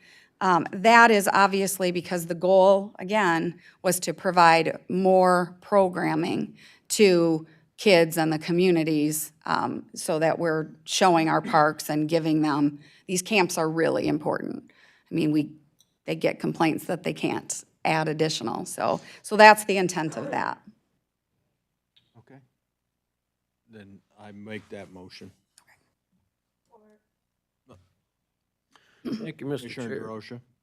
DeRosa. Chad, you may not have the answer to this. I think is more towards Alex, but given that this is funded by millage, and we're in our 3rd year of the millage, at the end of this 10-year period, if the funding's not there, I would assume that we're gonna go back to charging entrance fees, and I see on a lot of these parks, we're tearing down the gate building. Is that prudent at this point? I mean, is that an absolute necessity, or shouldn't we hang on to those and see what's gonna happen next? Yeah, well, hopefully that we're not. I know, hopefully. I'm trying to be optimistic too, however. And we would look at everything would be on the table at that point, and I'm not sure on we're not tearing down all of the gate. I think there was one that was in bad shape, and that was the reason for that one. So when we did the interviews, and I know you were in the interview, when we did the interviews with Alex, one of the things that we focused on was that he would be able to sustain this in the event the millage didn't pass. So that is the goal. The goal would be to set forth some type of a plan to fully fund or mostly fund the parks if that was not approved. So obviously that's through fees, programming, whatever it takes to do that. And that's something that's on the horizon that they'll be working on, including Chad. Okay, thank you. I was just thinking also that in the event that for whatever reason we have to close a park, if we have the gatehouse there, it's gonna be a whole lot easier to stop doing whatever we have to do or closing a portion of a park or whatever. Yeah, I don't think we anticipate taking down any gates. We currently lock most of them at night anyway. That's one of the duties of one of our seasonals in the afternoon is to gate the parks that require that gate and lock, and then they unlock them again in the morning. All right, thank you. Okay, so at this moment, I have a motion and a second on the floor for changing, well, one, adding a parks manager, and two, changing the classification to a groundskeeper foreman. So, with that being said, all in favor signify with aye. Aye. Opposed? Okay, that carries. Do any commissioners have any questions regarding the report? Okay, moving on. D. And I'm gonna lean on you for this, Claudine. That's fine. So in your packet is a resolution for the MDNR Trust Fund. This would be for a piece of property that is adjacent to Lincoln Brick. So Lincoln Brick's like right here, and then right next to it, there's farmland that's 49.9 acres. So Alex has talked to the property owner. We do have an initial letter of intent from the property owner to sell to us pending approval of a DNR trust fund grant. So we have contracted with Williams & Works. We're gonna start meeting with them Friday to start the process of them assisting us in writing this grant. We do not have a cost for the property acquisition yet. I'm working with the Oneida Township assessor and with our own equalization department here at the county to develop that number. We'll have that for the board meeting next week, or in 2 weeks. There is a local match of 25% that the county would be required to commit to. So I apologize, there's not a price in there, but we simply don't have one at this time, but we will for sure by the board meeting. I'd be happy to answer any questions. Yes. Commissioner Prowright. Claudine, I remember talking to Alex, maybe it's when I went back there to talk to him, but we have the property that's along that had the house along the railroad tracks. So this would make it so that we could make a pathway to Lincoln Brick Park. Right now, between the property that the old house was on and Lincoln Brick, there is a path already that goes through this farm property. It's not on our property. It's our path, but it's not on our property. It's on this 49 acres. Okay, so that would make it so that we would own the property for the actual pathway then? Okay, that's what I was. Okay. Okay, any other questions? Oh, yeah, our contracts are out now for the grants, and there's a published amount that I'm thinking that people can apply for the part that has just the mini grants, right? So Parks Community Grant. So the Parks Community Grant that the county grants out to communities with millage funding is out. That was released March 1st, and those are due back April 18th. So that'll be before this group in May to finalize those recommendations to the board. Okay, so my concern is the 25% match with the letter of intent when we don't have any numbers.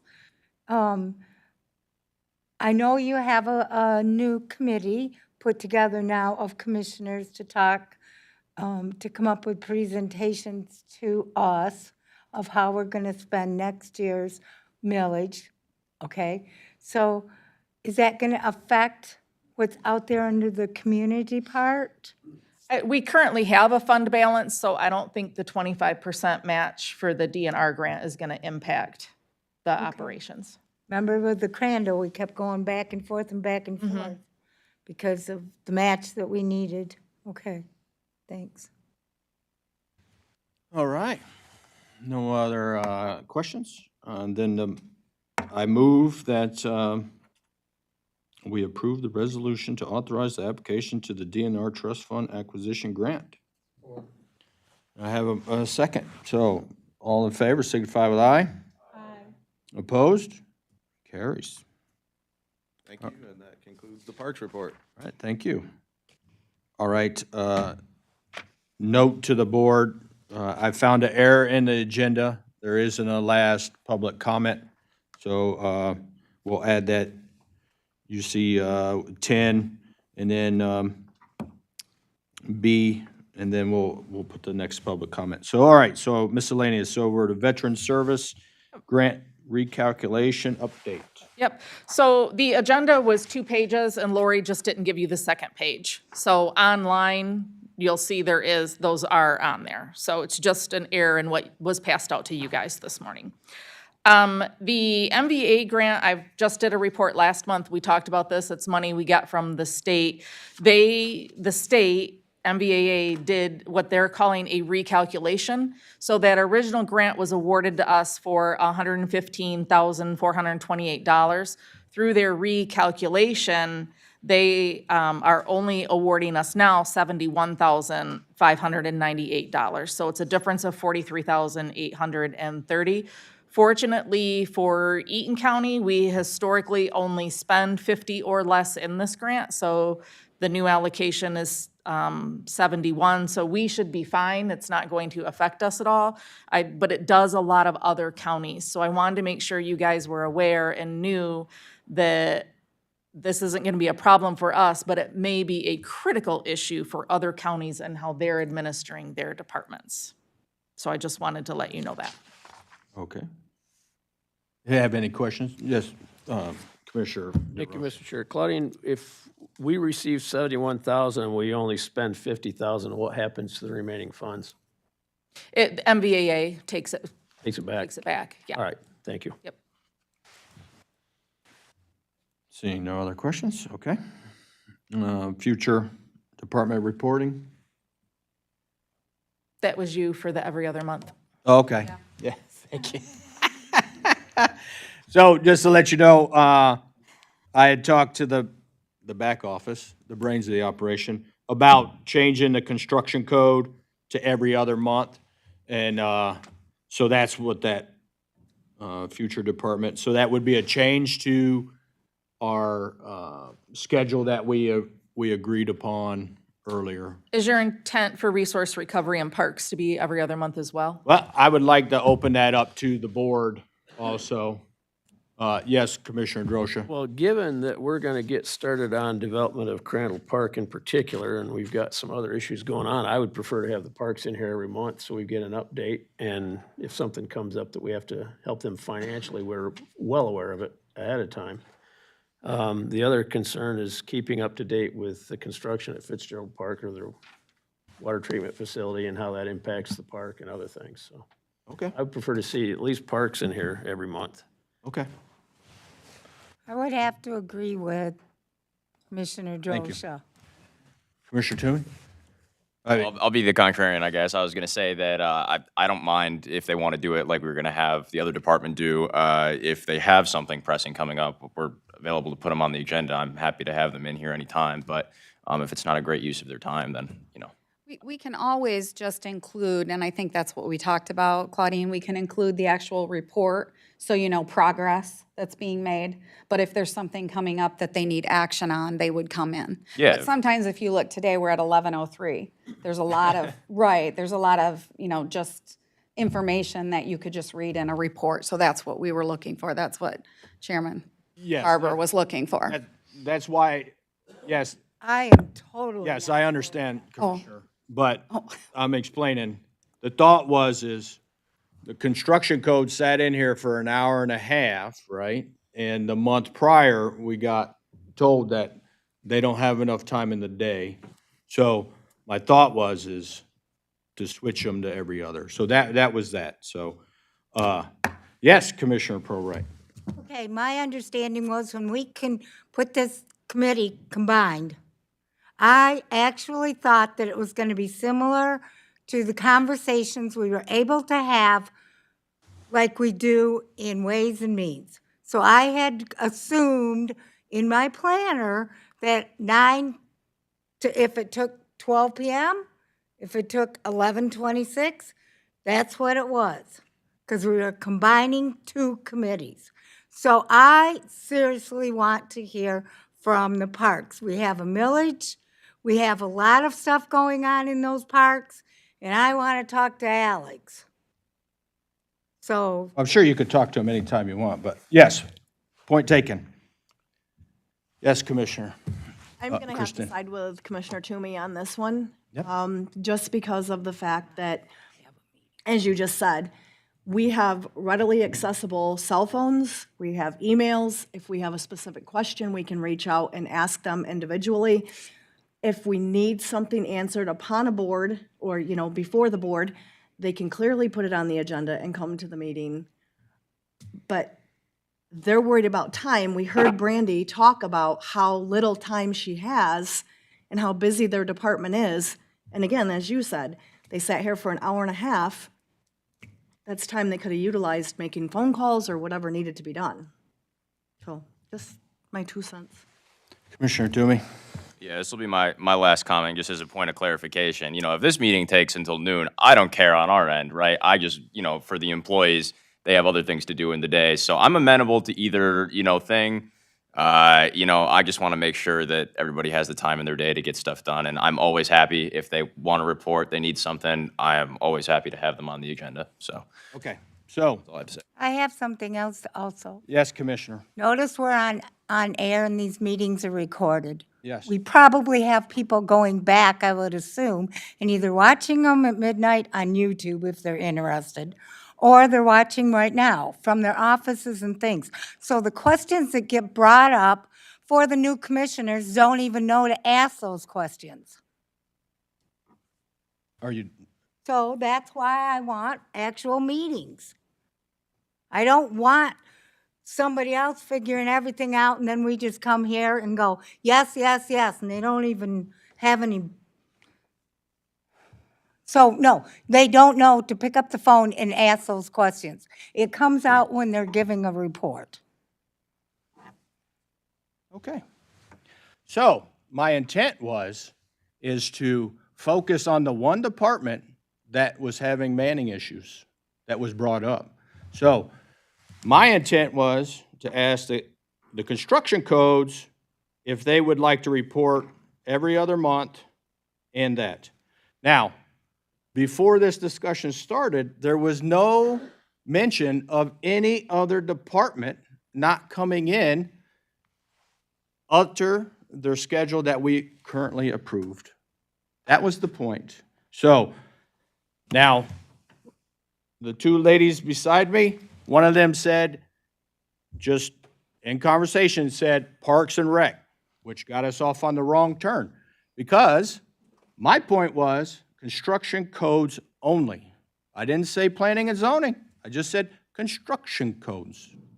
Okay? So I would like to make a motion that construction codes only report every other month unless there is an item that they need to bring to the board. I'll move that for purposes of discussion. Well, thank you. So I have a motion and a second. Now we open up for further discussion. Yes, Commissioner DeRosa. Thank you, Mr. Chair. I appreciate your sentiment. I mean, yes, it makes sense that we not have a verbal report every month unless something is pressing. What I do like about having that one-on-one is that we get clarification of some of the things that are in here. And it bothers me a little bit that we don't cover everything that's in their reports oftentimes. And I'll glance through that. It was like the parks report. Well, there's an item in each one of those parks about taking out the gatehouse. If it's in there, that means somebody's talked about it and scheduled it. So we wouldn't have that answer otherwise. We would make the assumption that what was written is exactly what's going to happen. So I like clarification of those issues. Construction code, yeah, it's, unless there's a huge project going on in our county or something has adversely impacted our county, then yeah, I don't see the point in having them here every month. But I would allow them to make that decision on their department rather than us stipulating, you can be here in May and July, but certainly not June. So thank you, sir. Yes. Any other commissioners? Okay, so I have the motion, I have a second. We close in discussion. All in favor with having construction codes only reporting every other month, signify with aye. Aye. Opposed? Thank you, all commissioners. Okay, so the item that's on here is limited public comments. Do we have any public comments?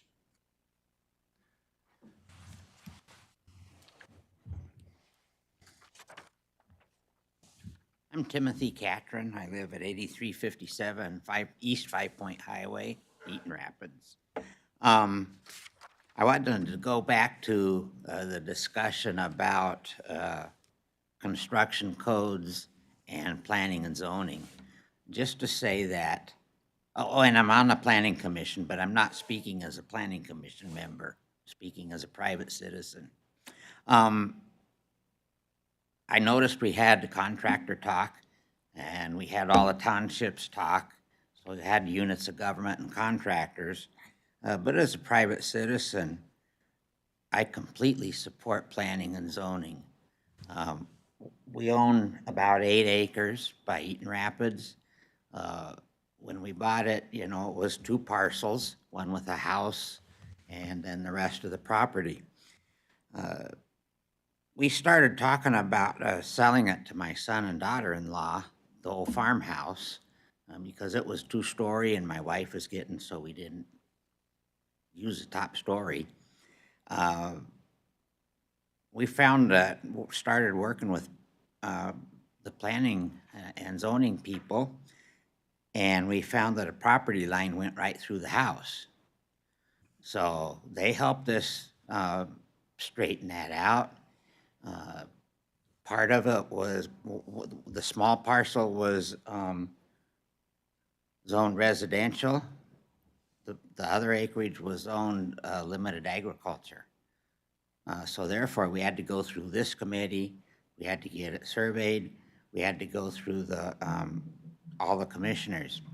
And I wanted to say that that team helped a lot. I would have been completely lost.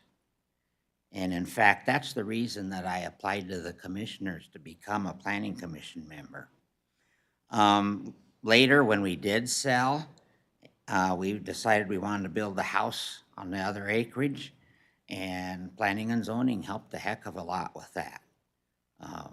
We had to get some more surveying done, ran into some problems. Brandy talked directly to the surveyors and fixed it. And so they have been just a tremendous working group, and I fully support keeping them. If they need to go the route, and I fully understand the budget problems too. So if you all want to go the route of funding part and charging part, whatever, that's fine, as long as we have that team there. Also, I'm a retired Natural Resource Conservation Service, USDA person. So I'm really interested in the agriculture. And I think that that team has a good feeling for working to keep zoning the way it makes logical sense. Keeping agriculture viable, keeping agriculture there. They work with the townships. They do a lot of logical land use planning and trying to keep that zoning the way it ought to be, especially as they went through the master plan redo. So I know about end of meetings. I wanted to keep it short, but I wanted to let you know I fully support them, and they've been, just to me as a landowner, they've been a tremendous help. Thank you very much. Mr. Chair, if I could just add, there were some Planning Commission members and Board of Appeals members all in the audience this morning. I wished I had, there were so many people in here, I didn't see them. I wished I had, so they could have been recognized at that time. But Ben Terrell was here. He's the Vice Chair of the Planning Commission. Brian Ross was here. He's the Chair. Mr. Catron's here. He serves on the Planning Commission and Board of Appeals both, and Don Chase serves on the Board of Appeals. So if I missed anybody, I'm sorry, but I did want to recognize them for taking the time to come out today and listen to that conversation as it affects the department that reports to them. All right, any other public comments? All right, seeing none, then do I have a motion to adjourn? All right, we are adjourned. Thank you very much.